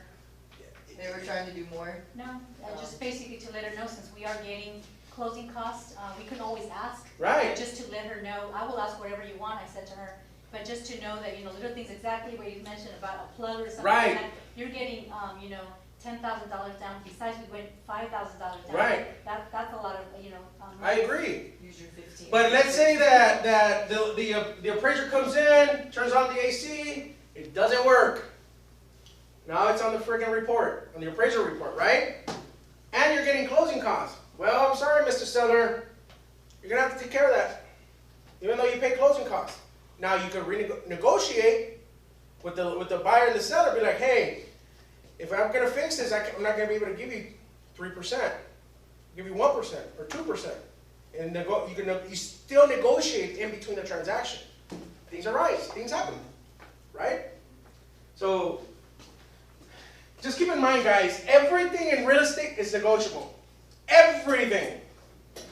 If you think it's not, it probably is. What the heck? Freaking chair. Don't laugh. So the only repairs that have to be done are the requests from the Those are mandatory. lender or the appraiser? It's the same thing.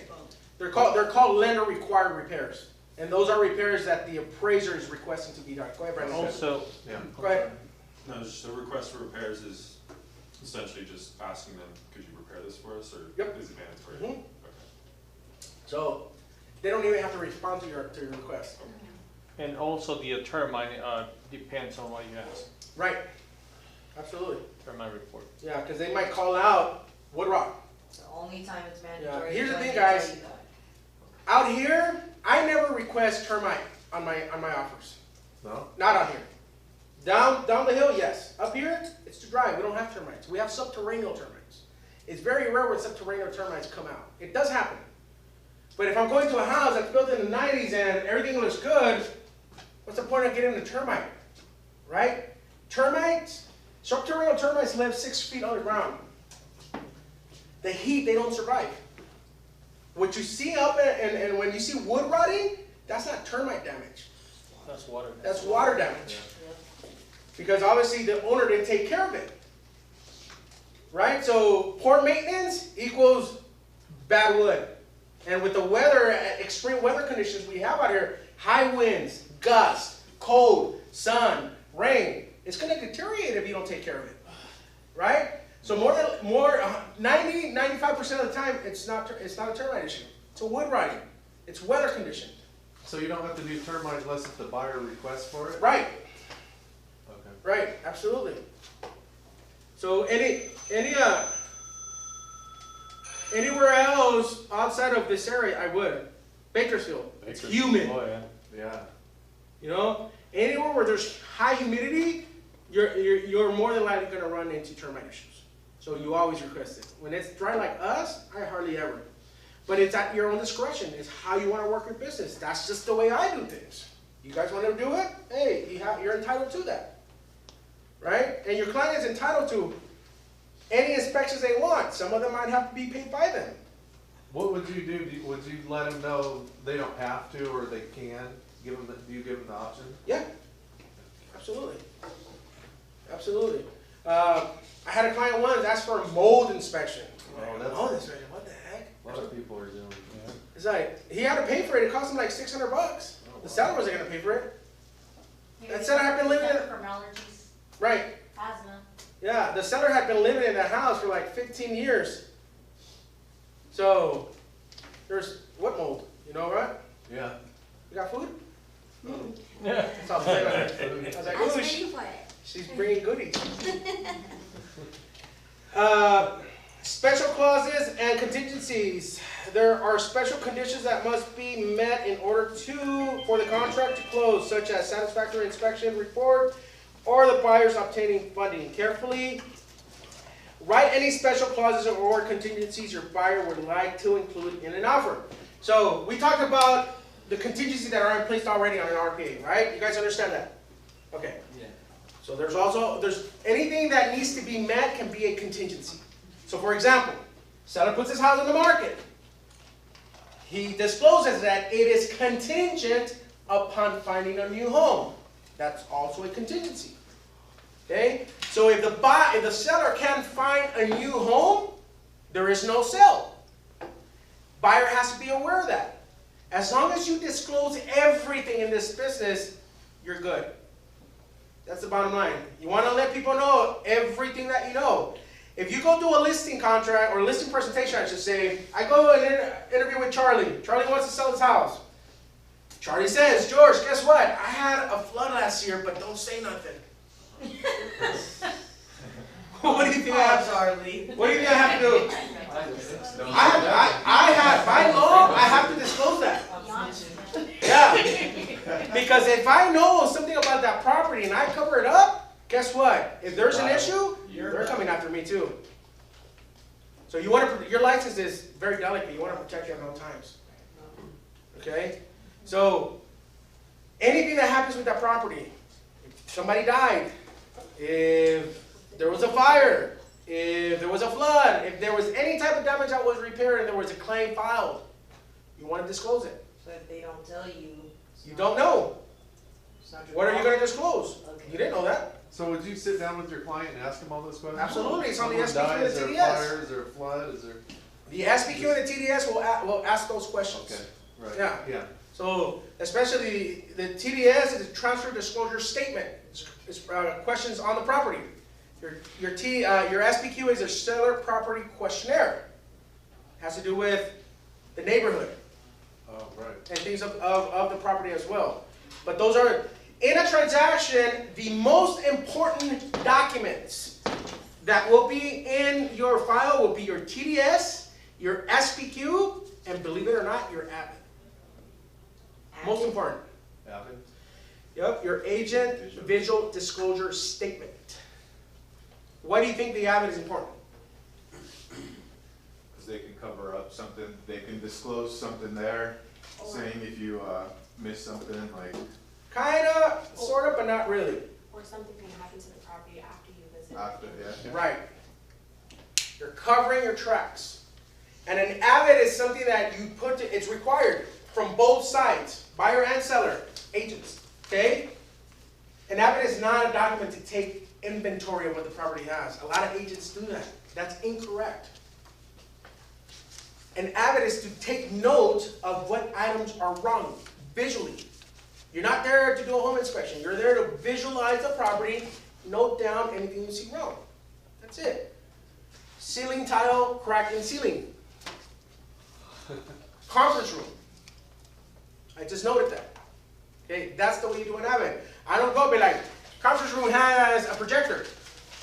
That's taking inventory, right? So you want to note down the items that are incorrect or are defective. But you're not there to turn on lights, turn on water, turn on heat. That's not your job. That's the inspector's job. Just a visual. It's a that's why it's called an agent visual inspection. Right, It's water okay. in the Right. ceiling. And you have to be very careful. So, are there any stains in here? That's what I'm worried about, like, I Okay. don't know. So let's say there's a stain in the wall or in the ceiling. You're not going to say water stain in the ceiling. What if it's oil? So, Right? say if you don't- Because if you get into a dispute and you have to go to court, your AVID is going to be one of the primary documents that gets in front of the judge. Right. How did you know that was a hairline crack, George? Oh, well, it looks small. Less is better. Right. Who knows how big that crack is behind that wall, right? So you just, less is more, put it that way. Less is more. Yeah, and if in the AVID, if there's nothing to be noted, you write that exactly. Nothing noted. Don't ever leave anything blank on an AVID, ever. So if you're not going to use that section, I do nothing noted or NA, N/A, not applicable. That's when you're not sure, like, you're like, I don't know what that is. So No. No. You do it, if you see something, you're going to write it down. So even if If you're not sure, you just write down what Like, stain in the wall. you know, it's Okay, been- so Yeah. don't say exactly like, oh, it's water damage. Yeah. Oh, there's pet stains on the carpet. How do you know they're pet stains? Human stains. Right. Right. No, and you're absolutely right. A lot of times it's kind of hard to do an AVID when the property has been renovated. Not like everything Right. is like super new, everything is clean. So, but there's always like There's always something. Trust me. There's not a perfect property. Even brand new properties have cracks. Yeah. Stucco cracks. They're called settling cracks. The house takes about 10 years to stop settling on a brand new construction. So you're gonna have. What do you think a builder always gives a 10 to 15-year warranty? Because there's gonna be issues, right? You were saying something, Ray? Oh, no, just, you were saying about the renovated. Got it. Property, it was just like my fiance's parents' house, they like checked out a window and he had painted it and stuff, and then he ripped up the carpet and there was so much water damage that he had covered up himself by painting it. It's just, you never know how damaged Right. Absolutely. the house is. And that's just a risk you're going to take. If a property looks decent, how do you know? They're not gonna rip up stuff. Right? That's why homeowners insurance is in place. That's why you need to, like, if you knew that you had the problem, you had to disclose. Because if you go to court for something like that, Right. it goes, it traced back to like when you have to disclose that. Yeah. So a few months ago, I was helping an agent here in this office on a listing she had in Rosemont, right? Buyer does his home inspection, they close, everything is good and dandy. Buyer removes the carpet because they want to do laminate flooring just like this. Same thing. Water stains everywhere. They had a flood and they didn't disclose it. Right? So throughout that whole week, buyer's insurance gets canceled because there was a claim on the property. Nothing was disclosed. So the agent, she calls me freaking out. She's like, George, what am I going to do? What am I going to do? I'm like, dude, calm down, relax, take it easy, man. You know? She's like, what do? I was like, nothing. You didn't do anything wrong. Now that situation is between owner and seller. So she's like, so what do I tell my seller? I said, tell him to get a good lawyer, because he's gonna get sued. It happens. No, you as the agent did your job. As long as you did everything correctly. If that seller did not disclose that that property had a claim on it or had a flood, how the heck are you supposed to know? Right? I'm not a freaking inspector. I'm an agent. So, I don't know what happened after that, and it became a big issue. So I don't know if I'm sure the buyers won. If she didn't say anything, Right. she's like, whatever. She was freaking out, like almost went into crying. Like, dude, relax. I would have cried. Did they not have to have a home inspection, or They did, they did? but the home inspector, I mean, visually the house is completely renovated. They don't rip It was up beautiful. carpets, right? They don't Say it rip again? stuff. They don't rip up carpets No, and see of like, course not. oh, let me check on Right. here. Right. And as long as you asked and they didn't say anything. Right. It happens. Good. All right, we're almost done with this thing. We're moving forward. Any questions so far? So the transfer disclosure statement's different than the, what was the other one? SPQ. SPQ? Yeah. Okay. Yeah, they're both part of the disclosure package. So when you get into a transaction and you get disclosures from the listing side, you're gonna end up getting about 42 pages, 43 pages of disclosures. Yeah, and there's disclosures that have to do with the state of California. There's disclosures that have to do with the seller and property, and there's disclosures that have to do with our local area. Okay. Okay, so you have to have all of them. You go over all that? Oh yeah. You, not a TC, like you. No, I do it. Yeah, I like my clients. That's what separates you from, like I said, from a good agent to a great agent. You want to make. You're not going to sit there and explain every single word. You're going to give them an overview of what the document is, and you provide copies to them so they can read them at their own leisure. Right? If you were to read word by word, line by line, you're going to be there all day. Right? So you learn you learn a way to explain a disclosure in a way that's going to get you through it in 15 minutes. Put it that way. All disclosures. How long did that take you to do? A while. A while. But it's just experience you get after doing it so many times. I know the disclosures by heart. I could send you the disclosures. You tell me what page it is, and I'll tell you what it is over a phone call. Because you get used to the same disclosure over and over and over and over. You know? Same thing with the RPA.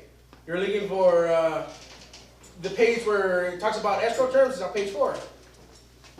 You know, right in the middle. What's that? Disclosures, page 2. So you get familiarized after using these documents for so long, you start remembering where things are in the contract.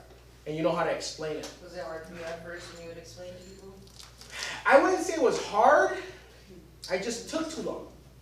So I had to cut my presentation down, right? I've been in sales for a long time. So coming into real estate, it was just a different product, right? But the sales concept or the tactics behind selling is still the same thing. It's the same thing trying to sell this cell phone than trying to sell a house. You're trying to make a sell. That make sense? Yep.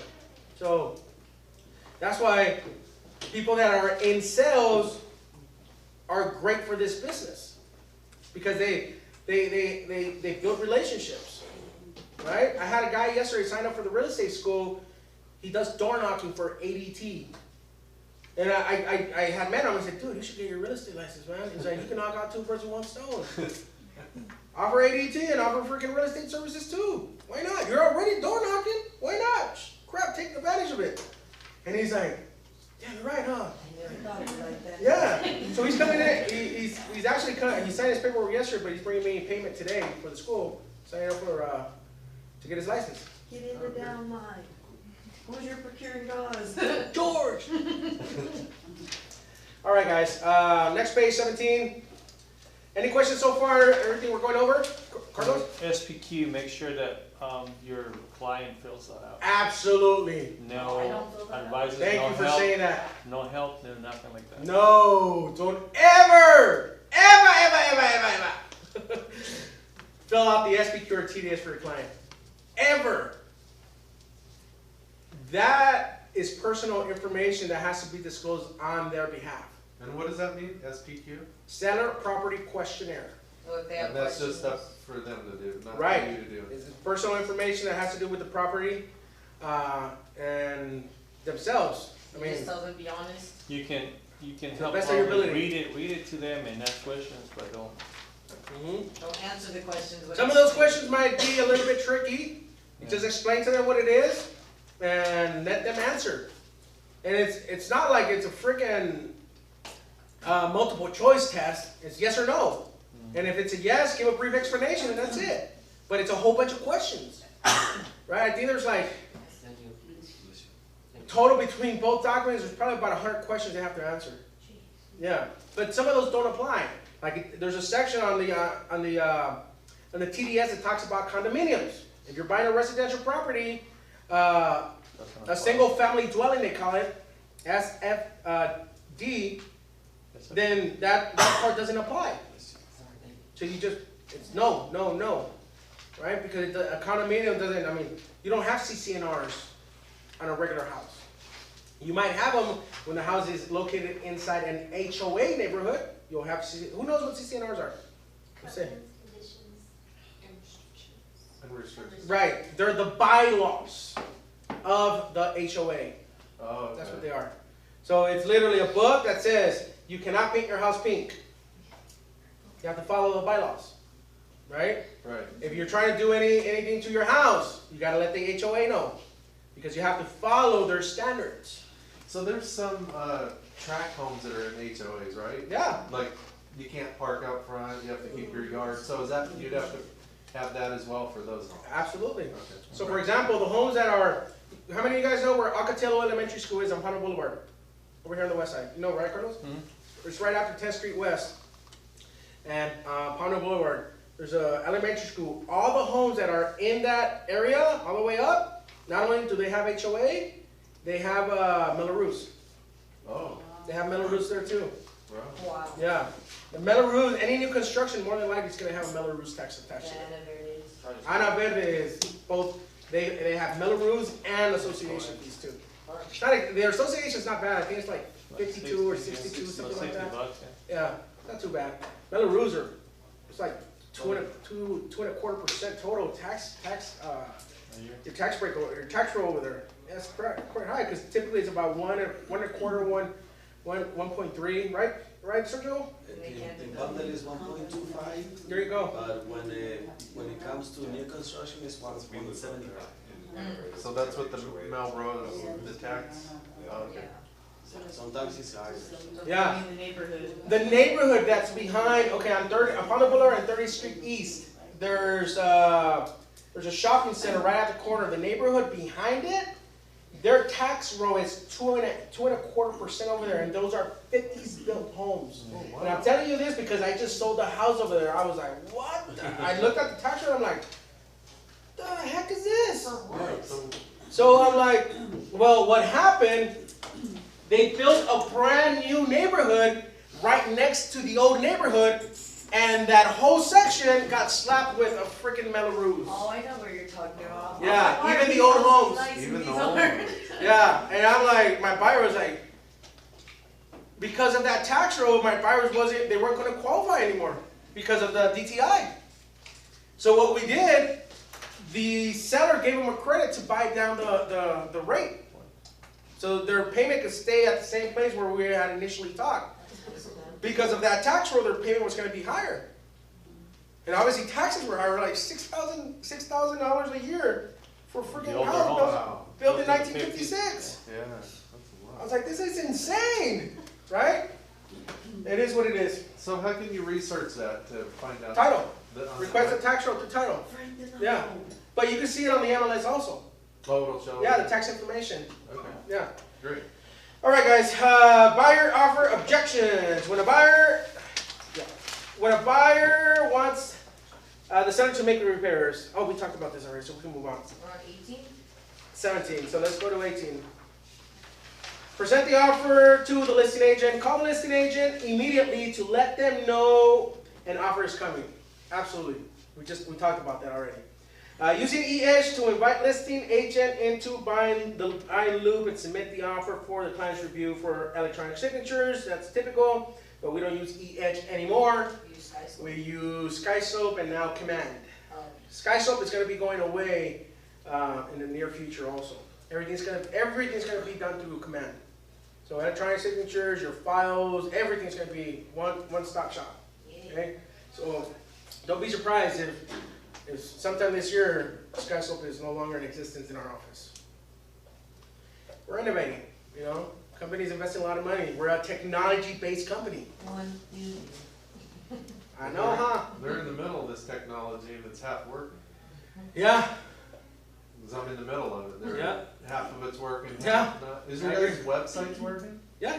Sometimes so. Yeah. But that's what happens when you're an innovator and you're coming up with new programs. There's going to be bugs.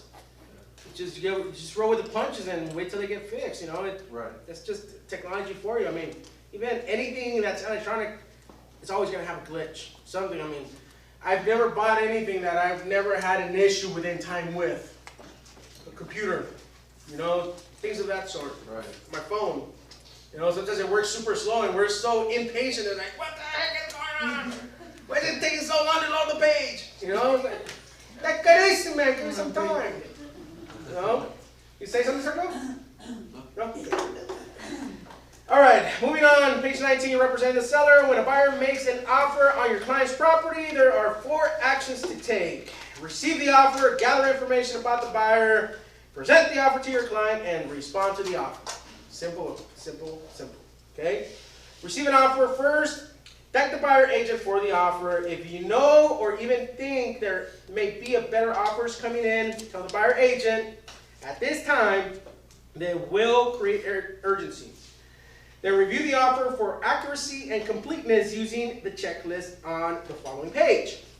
It is very important that you review the offer.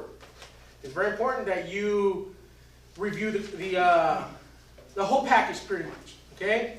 So this is something that I taught the guys over on the west side. A lot of agents, so your RPA.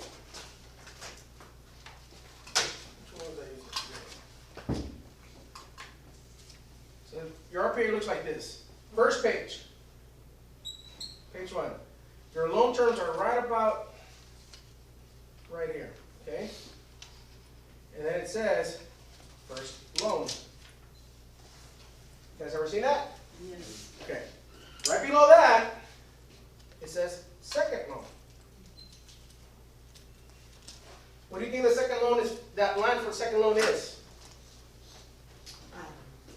Second mortgage? It's a second loan on the property.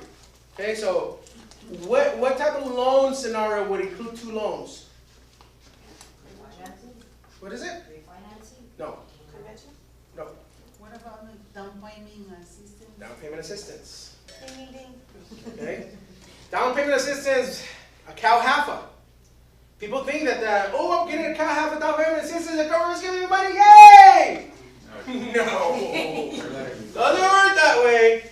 It's a second and third loan. And third? Yes. Your down payment closing cost. Yeah.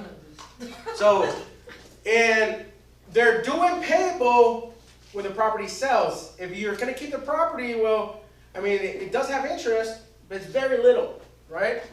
But they're not free. So when you're doing a CalHFA, it drives me nuts when somebody sends me an FHA letter, an FHA offer, 1 loan check, but yet they send me a pre-qual letter for a CalHFA. I'm like, dude, you got 3 loans. You need to disclose them on the RPA. That second loan is where you put the amount of that loan and disclose the type of loan that it is. CalHFA or USDA. USDA is 100% finance also, and it's a loan for rural areas like Lake Lay, Little Rock, parts of, no. White Finance doesn't qualify for that area. Parts of Cortez does though. Okay. Yeah. So those are things that you wanna look for when you're reviewing the offer for, on behalf of the seller, right? And then, that way you can present to the seller the exact and accurate information that you discovered. Make sense? So that loan's for loan assistance. Right, it's down payment assistance. Down payment assistance. Yeah. Okay. Yeah, so if you go Cal Halfa, the only, upfront fees, right?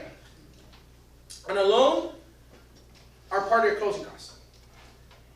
If you're doing 100% finance and you're getting closing costs from the seller, how much do you think you're spending out of pocket as a buyer? 0. Give me a number. Or what things do you think are responsible? Appraisal. Appraisal. Appraisal Always and inspection. Uh-huh. Appraisal about $500. Inspection, give or take, about $300. $250, $300. So if somebody qualifies for Cal Halfa, they're literally buying a house with less than $1,000 out of pocket expense. If I qualify for it, guess what? I'm freaking using it too, right? But there's income limitations and there's obviously credit limit requirements on that too. It's just not a program that anybody can use. You have to qualify for it. That's not always, it's not always available too. No, it's not. Right now it is. So just have a question. If Sure. let's say you having like a USDA loan Uh-huh. and you wanna present the offer, where will you write it? First loan, right? It would be a first loan. Yeah. Absolutely. Okay, that one would be okay. Yeah. Okay. Because if it's an FHA loan, then you check FHA and then it'll add the system will automatically add your FHA-B and mandatory clause. Okay, automatically adds it because now you have to disclose that you're the type of loan you're using. If you're using a conventional loan, then you leave it as is. If you're using a different type of loan like a USDA, you check other. Right? So it's yeah. And like I said, those are the type of things that you want to find out. And I've had situations, as a matter of fact, not too long ago, a couple months ago, about 6 months ago, I had a listing here in Palmdale, right? I get an offer from an agent in the valley. She sends me the offer, tell me it's an FHA buyer. I call my client, say, hey, we're gonna get an offer. She sends it to me, and she sends me a Cal Halfa letter. And I'm like, wait a minute, you need to fill this out correctly. She didn't know how. And we ended up, it became a nightmare with that agent. It was like, God, where did you get your license at Toys R Us? Serious. But it is what it is, you know? So, moving on, gather information about the buyer. Aim to learn as much about the buyer and their motivations as possible. Ask the buyer agent questions such as how long has the buyer been looking? Have they been pre-approved by a lender? Absolutely. Do they have anything to sell? Absolutely. If they are from out of town, why are they moving to this area? That's probably none of their business, honestly. What did the seller select the property? How did they come up with the offer price? Have they made offers on any of those properties? That one I do ask. If I get an offer, I have asked, hey, has your client made any offers on, especially if we're considering accepting it, right? Because here's the thing, they get into escrow, we open escrow, we're a week into it, they made an offer on another house, and guess what? They call back and be like, hey, we're gonna take your offer. Oh crap, the buyer likes that other property more, let's cancel this one, right? And they can't because they haven't removed contingencies. More than likely, the deposit's not even there yet. So they just wasted a week's worth of time on your listing. So that's why you want to ask the right questions. Good? Yeah. Move on. Checklist for reviewing an offer. First one, actually, let me see if we're page 20. Okay, so move on. So checklist, address. Be sure the address is correct. Obviously, you want to know because you want to know that your escrow instructions are going to be typed up correctly, right? Price, check to see whether the offer falls in the range of the seller's expectations. Earnest money, we talked about that as your deposit. Time for acceptance, there's a 48 to 72 hour window that is already in place in the contract for them to reply to you. You can actually change it manually to make it less time than that. Let's make it less. Yeah. So that's a manual 72 hour? Yeah. Okay. Yeah, but let's say That's I what never they- that's change what it. they- I just submit it as is, and then I call the, especially if it's somebody that I know. I'm not gonna be anal about stuff like that. You understand what I'm saying? We have a relationship. I know you. We're co-agents. Some of the co-agents might be your friends. You know, so it's easy to submit an offer and be like, hey, Arturo, when can you give me an answer, bro? Can we open escrow tomorrow? You know, it's a relationship. Pre-approval, we talked about that. Loan approval, we talked about that. Financing terms, obviously, that has to do with the pre-qual letter that your lender issued. Closing date, obviously, how many days does the buyer or the lender need to fund or close the deal? Here's the thing, guys. The most important person to get a deal closed is going to be the lender. He's like the puppet holder. If that lender doesn't make the right moves on those strings, you're going to be in some trouble. And trust me, there's lenders out there that will move the strings in the wrong way. Can we have some names? No, I'd rather not. It's Oh, unethical. thanks, you're gonna make us find out on our own. It's unethical, you know what I mean? But just make sure you do your due diligence when choosing the people you work with. How do you know though? Ask around. Then they're gonna Find be out. like you, oh, I don't know. No, and I'm not talking about asking around, hey, did they screw up? No. Hey, Who do you use? Right? hey Arturo, who do you use Who do you use? for your lender? David, Hadia, and Carol. Great, how has your experience been with them? Wonderful. There you go. What's her phone number? That's right. I work Right here. next door, go right next door. It's our in-house loan company. Oh, great. Home warranty we talked about, convenience we talked about, repairs, special clauses, HOA, I just talked about that, mold disclosure, possession date. When is, once you close escrow, what's the process of possession of the property? Anybody? Close of 2 escrow. days, Yeah, 2 days, 3 days, at 5 PM. well, At contract, 6 p.m. 6 p.m. per the contract. So the day you close escrow, you have till 6 p.m. that day to surrender the property to the new owner, per the contract. Okay? Now, if terms change, like let's say Carlos needs to close on his house now to be able to move out, then you would do a seller in possession addendum. You would, some people will require a rent back, because here's the thing, your mortgage loan, they charge you daily interest on your loan. They don't, it's not monthly, it's daily. So if somebody's going to be living in your home on your dime, you want to get some compensation for that, right? Unless it's like 2 or 3 days and it's not a big deal, as long as everybody is in agreement about it. That make sense? Yeah. But if it's going to be, I was talking to one of the agents at the Eastside office yesterday. She sold the house for one of her clients, and her clients rented the house back from the new owner for a year. What? Yeah. And I'm like, what was it? Why did they Would even you sell sell it? it then? Well, they used the money to start a business. Makes sense, right? The guy that bought the house bought it as an investment. He was going to rent it out, so they didn't move out. They just wrote up a contract for a year lease, and they never lived. If it works, right? As long as a seller is in agreement with the buyer and they both agree on terms, anything is possible. Right, right. So would So, I wouldn't rent it say it again? I wouldn't rent to the sellers. Right. Unless I knew that it was an established business, and obviously, you know, they have to provide, Right, like makes sense. statements and all that stuff. Yeah, makes sense. Okay, moving on, page 21, present the offer to your client. You have received an offer from the buyer's agent and have reviewed this offer to make sure Hello? Hold on. there are no questions or surprises. Now it's time to present the offer to your client. First, call the client, let them know you have an offer to present, inform them of the offer price and closing dates. Okay, so whenever you're presenting offers to your clients, you do 2 things in brief. First of all, you review it, right? Then you prepare a seller's net sheet.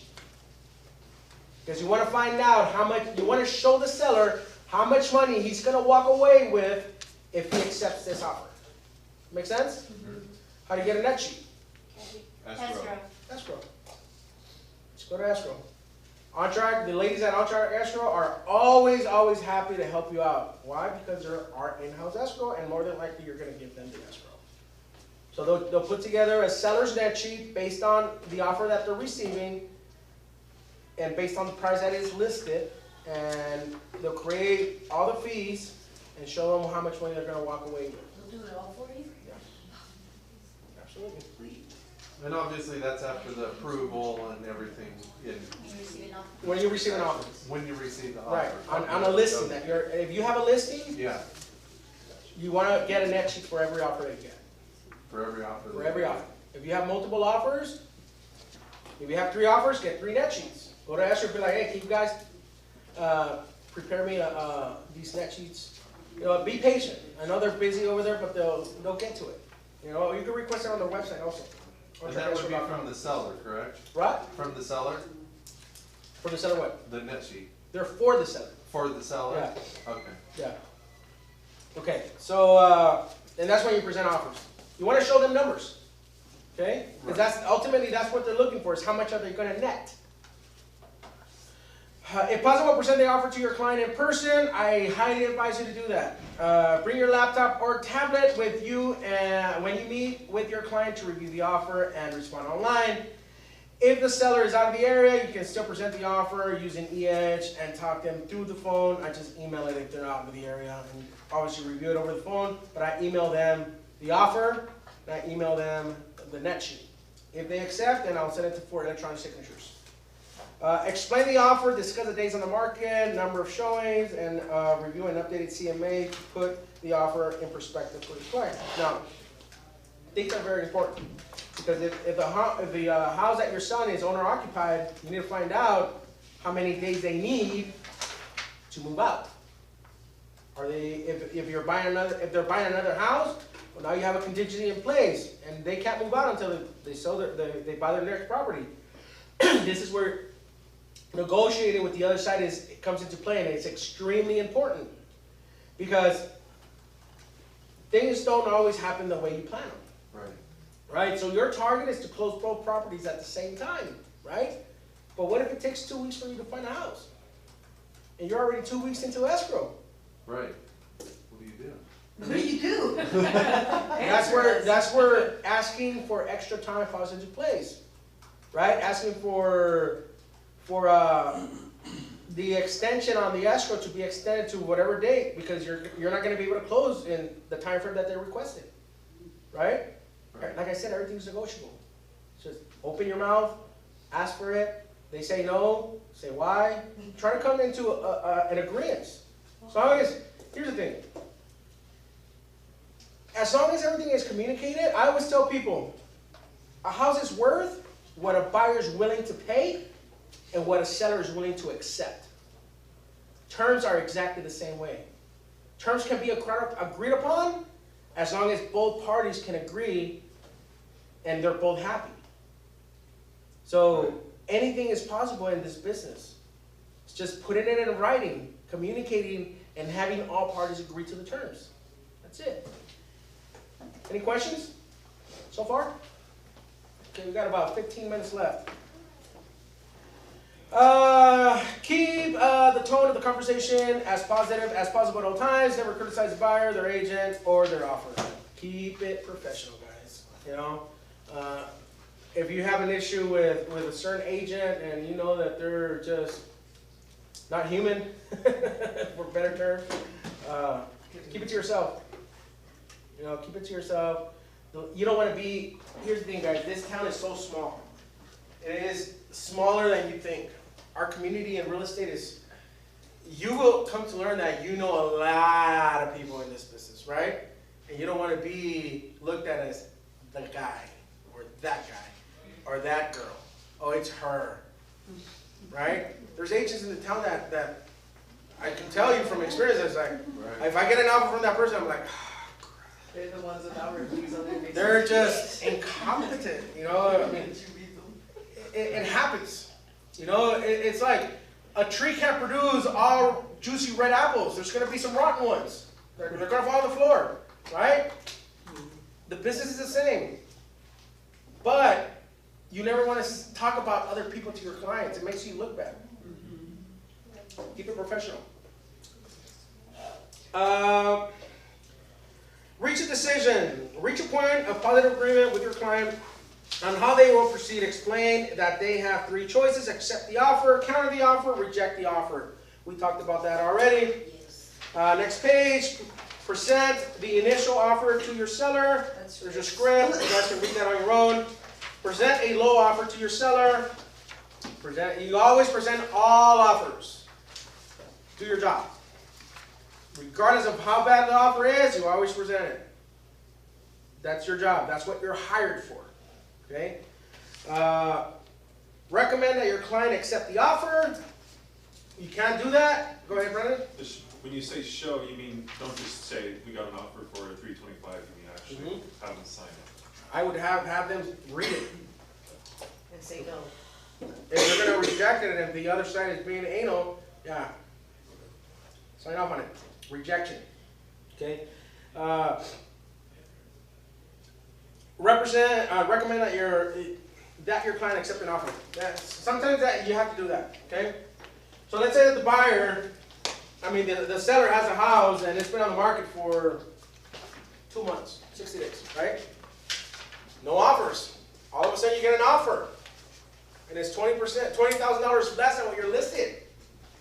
Right? But the seller needs to sell. You can either counter, make a little bit more money, or accept it. But you got to let the seller know that this is it. This is the only offer we've got in 2 months. Right? So, would you recommend for the seller to accept it if the terms make sense and it's going to get that seller out of that house, depending on the motivation? Right? You might have to let him know, hey, this is the best we're going to do. I've had that situation before. You know, it's just... Would you always counter back even if it was a little bit? Depends. Bless you. Depends on the situation. Depends on the situation. Yeah, here's the thing, guys. Every single deal requires the same process, but there is no 2 deals that are alike. Every single deal is different. Every single one of them. There's no twins in this business when it comes to deals. But the process is still the same. Does that make sense? Yep. Okay. Recommend that your client make a counter offer. More than likely, if the buyer is requesting items as far as services on their RPA, I'm going to counter it. Guaranteed. Why? Because as the listing agent, I have control with my seller as to what services I want to hire. I have a relationship with my title company. I have a relationship with my escrow. I have a relationship with my NHD company, my home warranty company. I'm going to give the business to them, not what they're choosing. That's the thing about building relationships. So here's the important thing about building relationships.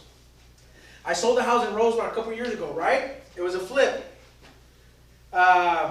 We closed. I was representing the buyer. I ended up choosing the home warranty. They accepted it. We close actually, right? They move in. She calls me freaked out, the buyer. My house is flooding. I was like, what do you mean? There's sewage coming out of the sinks. And I'm like, oh my God. I said, okay. She's like, I called the home warranty company right away. And I told my agent, my home warranty agent or rep, what was happening, and she's like, it's not covered. So there was a root in the sewer. The sewer was probably about yay big. The root grew into there was a big tree in the front. It covered the whole sewer line. Well, the house had been alone for a long time. The guy that sold the house didn't know. He rehabbed it. He wasn't in there freaking showering and using the toilets every single day, so it wasn't backing up. Yeah. And the amount of water that he did use, it was just seeping slowly, right? Well, once they moved in, they're showering, they're doing laundry, they're doing this, they're doing that. Oh yeah. And now she has a disaster, Ooh. right? So I called the home warranty company. Again, my agent says it's not covered. And I told her, I said, look, I've given you years and years of business. So you need to make sure that this gets taken care of. Or I'm going to find myself a new home warranty company. It's that simple. Guess what happened? They got taken care They of. took care of it. That's the problem with a lot of those companies, they don't cover a lot of things and they don't let you know. Well, it is disclosed in their brochures and stuff like that. Is it? Okay. But here's the thing, But there was an issue with the sewer outside of the property. It was right at the sidewalk, oh, wow. right? So, because of that situation, that company, go ahead, Brandon. It's just, when would you get the city involved in that? You don't. Because as a property owner, you're responsible all the way up to half the street. Oh. Wow. Okay, you guys might not know this, but you guys buy a house, you own that property all the way to half the street. But it's an easement, right? It's a public highway. You own it, you're responsible, but it needs to be used for public access. Okay? So whenever you have an issue with your sewer line, and it's 3 feet from the sidewalk, you're responsible as a homeowner, not the city. You guys know that? If it's right down the middle. Right. Not at the property line. City has nothing to do with that. That's your problem. But they have access to take care of or repair sidewalks or their easements. Yeah. Right? I had a guy last night or the night before. He's like, "Well, if it's owned by me, can I tell people not to park in front of my house?" Somebody had to ask that question. Right? I was like, "No, it's an easement. It's for public use." Right? You guys have heard that word before, right? Easement. Yes. You guys know what an easement is. Yes. An alley is an easement. Power lines in like older neighborhoods, they have power lines in the back. That's an easement, right? Get out of here. You gotta give people access. So, for example, let's say that there's a whole bunch of land for sale, and they're all parcels, right? And there's parcels around the middle parcels. What is that called? A lock. That's called a land lock. Landlocked, yeah. So, in order for the guy in the middle to have access, the other lots have to give them an easement to access their property by law. Okay, it's a landlock. So don't ever invest in something like that because you're gonna be screwed, right? So yeah, that's pretty much my home warranty experience that I had. Luckily, that home warranty, it was HomeGuard. HomeGuard ended up adding sewer coverage to their plan because of my situation. Really? That's really awesome. Wow. So. Thank you. All right, let's move on. How many pages we got left? You know you're supposed to go until 30, right? No, as long as I finish the lesson, we're almost good. done anyways. Yeah. we're good. Respond to the offer. Next page, 24. Once you and your client have made a decision on how to proceed based on the offer you have received, you will need to respond to the buyer agent. Notify the buyer agent of your seller's decision. If you are representing the counter offer, prepare the document on e-edge, which you don't, you do it in car. Then present it in person if possible. Moving on, if the buyer accepts a counter offer, have the buyer agent client's signature. Once both parties have signed the contract, retrieve it, and the earnest money deposit check, which that is old information. You do not collect any money from your client. You could get in trouble for that. The lender does. Yes. No, the lender doesn't do that either. It's escrow. Yeah. Which one? So your What? earnest money deposit. Oh. Yeah. No. I had an agent once. She accepted, they accepted an offer for her, right? And she's walking around with a binder like this. What are these things? Right? With her contract. In the pocket, right? And in this pocket, just like this, was an EMD check. And I'm like, what are you doing? Oh, I'm holding it. What do you mean you're holding it? You're not even supposed to have it. That's illegal. Be careful. Don't ever do that. Always have your clients go to escrow and make the deposit in person. If you're going to do a wire, have escrow. Contact them with wire instructions. Don't ever, I can't stress this enough, ever, with the capital letters, send your client wire instructions yourself. Ever. Because if your email gets hacked, and their money gets lost, Who do you think is paying for that money now? You are. You are. Remember, you're signing a wire fraud advisory initially. Has it happened here? Yeah. Yes. Who? This was years ago, about 2 years ago. It was our listing, right? The buyer gets escrow instructions. The buyer receives wire instructions for their closing funds, right? That's why we tell you, triple check who is sending you the information. You received an instruction for a wire, call whoever sent it to you and verify that it came from them, right? So this buyer, the family, they didn't verify it. They received an email. They ended up wiring $96,000 on one of our listings here. It was an offshore account. No. Money was gone. And I had a client who was offering on a house, and they got the house, and when they got the house, the listing, and he used somebody else, not me. So his buyer's agent offered the house, and they put a $10,000 EMD. He was buying a unit for like $4 something here in LA or something. And the listing agent's company name was AB Realty, and the escrow was AB Escrow. And once they deposited the EMD and wired it, the escrow disappeared, and everything disappeared. What? Yeah, so $10,000 he was missing. He called me, they're like, what do I do? What's the solution, blah, blah. I said, what do you mean? Did you do like research on the listing company and on the escrow? And he said, I mean, yeah, here it is. And when I searched them up, they're both under the same name, and they have 2 stars and stuff like that, like really low. And his EMD is gone, and from there he lost $10,000. He had to like sue the company, but Who are you gonna sue? There's nobody to sue, so there's nobody exactly what happened. So it was a complete loss. But that reminds me of that situation, because it does happen, and it happened to my client. So he called me, he was stressed, and I was like, that's what you get for not using me, you know? Yeah. So that's what I mean. There's people out there to screw people up. There's people out there that do this for a living. They're scammers. Yeah. Yeah, seriously, especially in real estate. Billions.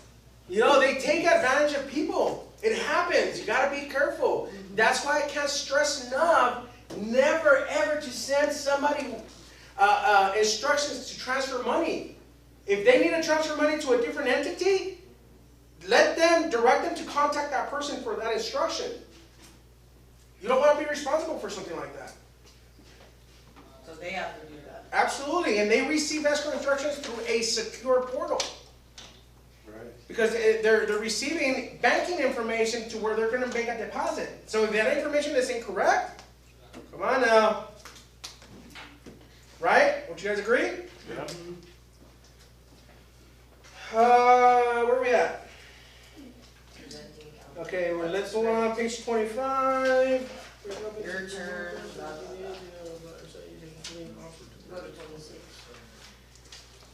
Turns. Okay, so I didn't give you an offer. I didn't know I was supposed to. Page 25, so let's move on to page 26.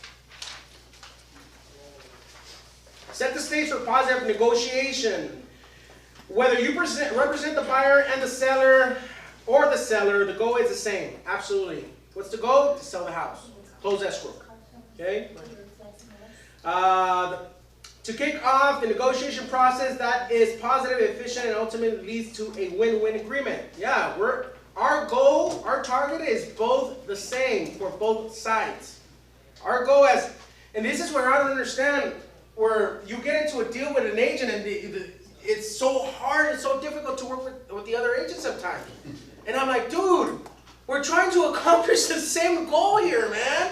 Let's work together, right? We're on the same team. Like, you want to get paid and I do too. But there's situations where it's tough. It's like, dude, come on, man.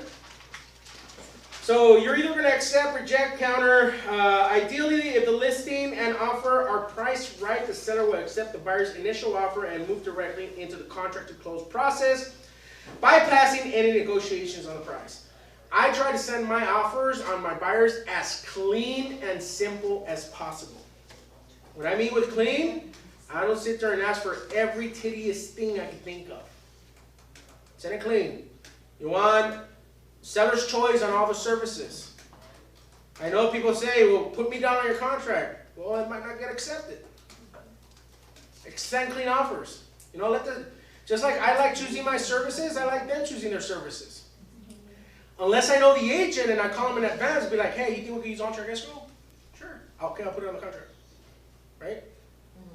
So, and especially when you're doing two sales for the same parties, for example, if you're doing a contingent sale, it would be smart for the escrow officer that's dealing with the sale to deal with the buy also. Right. Because they have to transfer that fund, that money. If they're using the funds from that sale to purchase a new house, it's very easy to slap the money over within the same escrow company. So if you're having a situation like that, call the agent. Nothing, what's the worst thing they can do is say no. But if they're smart enough, they'll say yes in a situation like that.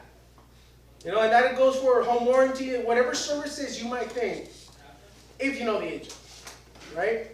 I mean, even if you don't know them, you can ask for it too. But again, it falls back to relationships. Any questions? You guys ready for burpees? No. Woke you up now, huh? Woke you up. All right. Reject. It is also possible that the seller immediately rejects the buyer's initial offer. Perhaps they received and decided to accept a more attractive offer, or the offer was simply too low in this case. The buyer agent should press forward to see if no really means no. Counter. However, the most common response to an initially low offer is for the seller to make a counter offer. This is a sign that the seller is interested in the buyer's offer and has extended an invitation to negotiate. Absolutely.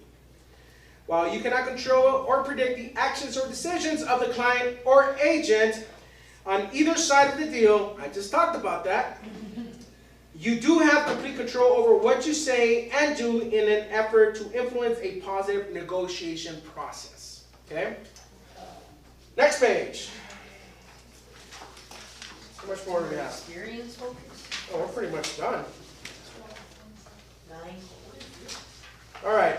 Customer experience focus. Recognizing that consumers come first is among Keller Williams Realty's 9 core beliefs. This belief system guides the way Keller Williams associates treat each other and their customers. Place a strong emphasis on setting the foundation for a win-win negotiation and subsequent closing. The goal is for every customer who does business with you to have a positive experience. This is what we live by. Okay? Have you guys seen it over in the hallway? It's on our wall. You seen this, right? No. You haven't seen it? No. I don't know. You seen it, right? It's a big triangle. Yeah, Yeah. it's right here in back. Yeah, it's a red triangle. So this is what we would live by. Win-win or no deal. Integrity, do the right thing. Commitment in all things. Communication, number one key thing in anything. Seek first to be understood. Creativity, ideas before results. Teamwork, work together with everybody. Trust, starts with honesty. Success, results through people. So, if you're a KW agent, these are the bylaws you should live by. 29, putting it all together. Action plan. Oh, this is for next page. This is for next lesson. So I guess we're pretty much done. So, any ahas, guys? This is a good class. Any ahas? CMA formula. Yeah, that was great, because I'm like, Yeah. you hear so much from other people. I'm Right. like, I need to Why say- some listing agents, when you present an offer, when you present an offer with closing costs, why listing agents don't like closing costs if it really makes sense to offer? Why does the listing agent doesn't like the closing costs? Most of the agents don't like the closing costs, so. Here's the thing. Everything is dictated by the type of market we're in. Okay?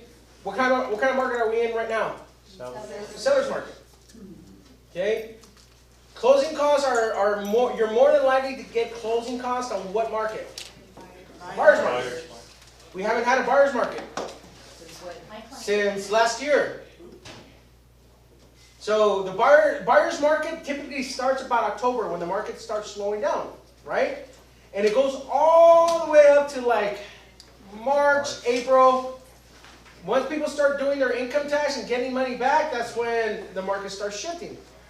About May, it starts shifting into a seller's market, right? So the terms of getting closing costs and not getting closing costs shift with the way the market is being directed. So if you're in a seller's market and you're trying to get closing costs on a property and you're getting multiple offers, you're going to find the best one. If there's an offer that has no closing, that's what you're going to run with. So because you're in a seller's market, you have the ability to dictate whether you're going to give somebody closing costs or not. Because somebody else is going to want the house.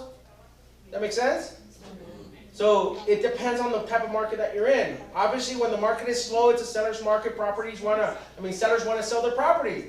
So they're willing to do a little bit more to help the buyer purchase the house that they're selling. Does that make sense? Yeah. So it just depends, like I said, on the scenario of the offer, obviously, how much closing you're requesting, and how much are you offering, and the market that we're in. So a lot of the times, if it's in a seller's market and you need closing costs, most of the time the agent will tell you, add it to the price of the house. And we'll give it to you. You know what that means? You guys know what that means when? Say it again? Right. So if you're making an offer, let's say of $250,000, right? Let's do the math. Let me get up.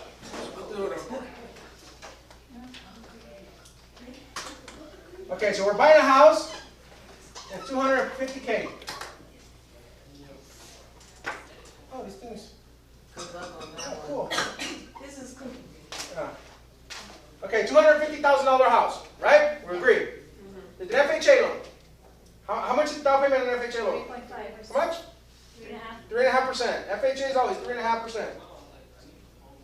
$7,500. 250,000 times 3.5%. It's $87.50 is their down payment. Okay. That's how much money the buyer has to come out of pocket for the down payment. But we also have closing costs.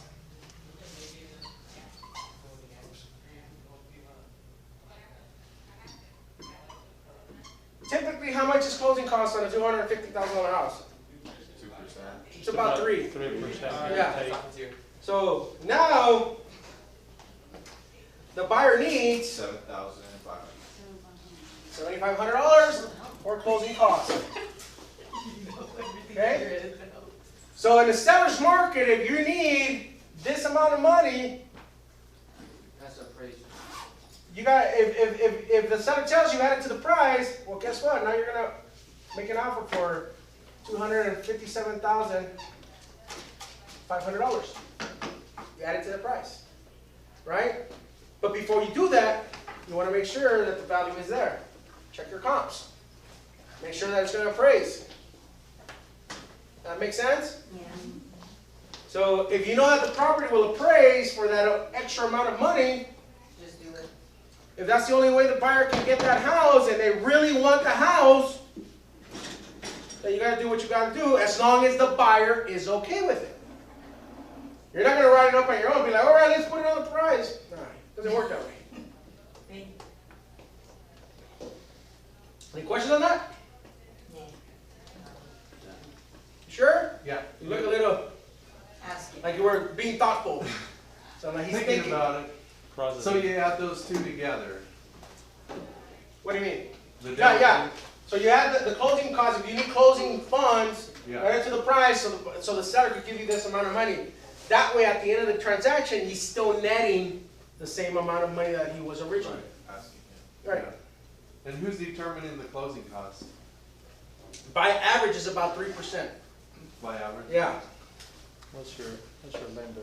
So it's your lender fee, yeah. The So lender. remember yesterday or the other day, I told you guys to get a GFE from your lender, a good faith estimate. The lender would indicate how much closing they're going to need. So, for example, if your buyer needs closing, right? let's say Arturo takes a client to the lender, and the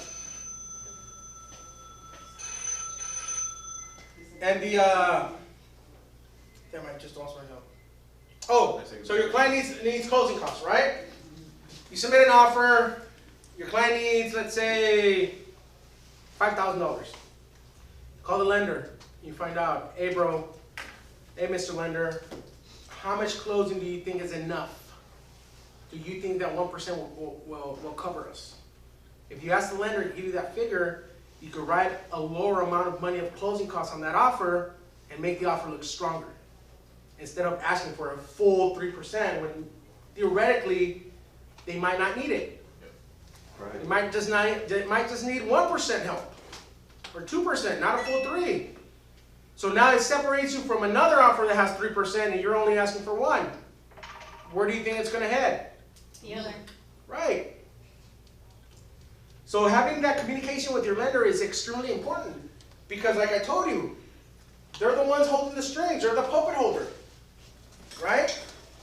So if they give you a green light, they give you the approval to move forward and ask for this much, we're good. Like, for example, the lender I work with, whenever I send them buyers and they need closing costs, they'll call, hey bro, you know what? I just need 1%. I just need 1%. Get them 1% and I'll make the deal. Okay, cool. He'll give me instructions on how much he needs to close the deal. So I'll submit an offer based on what he tells me. Right. Right? Because now I'm aiming at a target that I already know. Does that make sense? But it's that communication, and that's why it's so important to build relationships with the vendors that you use. Because they'll end up going above and beyond, not only for your needs, but most importantly, your client's needs. Like this home warranty issue that I just told you about. I mean, I told the owner of the house, after I told her that we were working on it because they weren't going to cover it. Thank you. She was in so much distress. When we made that thing happen, both not only me and the home warranty rep, we looked like freaking superheroes to her. Customer service. Right? So, any questions, guys? No. 100%? You guys understood? Yep. You guys ready to open some escrows? Yep. Let's make it happen, Captain. All right, guys, thanks for coming. Thank you. Thank you, Jordan. Have a great weekend. If you guys have any questions, you guys got my number, give me a ring. Thanks, guys. No, I don't know if he does. Previously, couldn't work out. Sale. Anytime. They have been, we haven't had one since we started classes. Yeah, they haven't done it at all. The last two, I think. Y se acabó. Yeah, coming by the way, yeah. Thank you. You're welcome. I did that, so I don't know. It's hot in here, huh? You gotta build relationships. So in all I'm those sweating situations, lips. where do you get on the gun for your car? Yeah. You have, but you could, yeah. What is it? Yeah.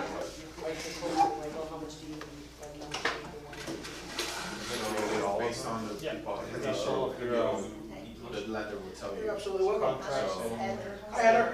things you gotta keep in mind. Sign up to Oh, wow. I can tell your southern accent. Yeah, I got that. Yeah. Okay. Right. Right. Yeah, my brother works in Arizona. He works for Northrop. You know, Yeah. that, From here, look. Likewise, welcome to our office. Yeah. obviously, you know, you gotta Oh, see go to what's- car, go to more. You gotta talk to your lender and see, Okay. oh, you know, how much they need. Go like, to car. you know. And those places. Yeah, depending, but if you wanna, depending on the scenario, because there's scenarios for everything, right? This world, you So have if there's a bunch of I heard offers is that and you need to a get zip your form offer and then you accepted, sign in. then, you know, obviously you gotta write a bigger How did you do EMD that sign sometimes, you know, or you gotta. Well, cause go it's, within all that this information time is frame, not already very stored. big. Oh, it's already, you already have If it. it's cash, it's like Okay. so much easier, So you're you doing know. the zip form? So there's like so many scenarios, so, you know, whenever. Sorry. What's up, brother? How's it going? Good, just finished up my class, just wanted to reach out to you, to see if you're gonna swing by. I didn't wanna leave, go back to the east side without stopping here, you were Hey, planning on but, coming you in. know, there's other offers, okay, cool. So you go new? Yeah, they should be, let me walk up there right now, hold on. So that way when you. Give me 1 second. when you come back So to the let's buyer, say, say, hey, you know, by let's the say way, you're, there's already two offers. it's a purchase that you're You doing. know, the most they can tell you is like, oh yeah, So they're you both have that asking. information in here, say, What is it gonna take to get an offer accepted? and then once you hit You know, what, residential, whichever you guys looking at. and then you like, add some how can we information make in this here. work? And then Like from this there, MLS Connect, try to all build you a need is relationship the, I think like if that's you're like the key. representing the buyer, all you And need is the And listing, then, not the you listing, know, but if they don't wanna tell you, then MLS you're number. kinda like. The listing number. So once you have the listing numbers, Yes, it happens, I've gotten my offer you pop it rejected. in here, Yeah, but and then you it's just you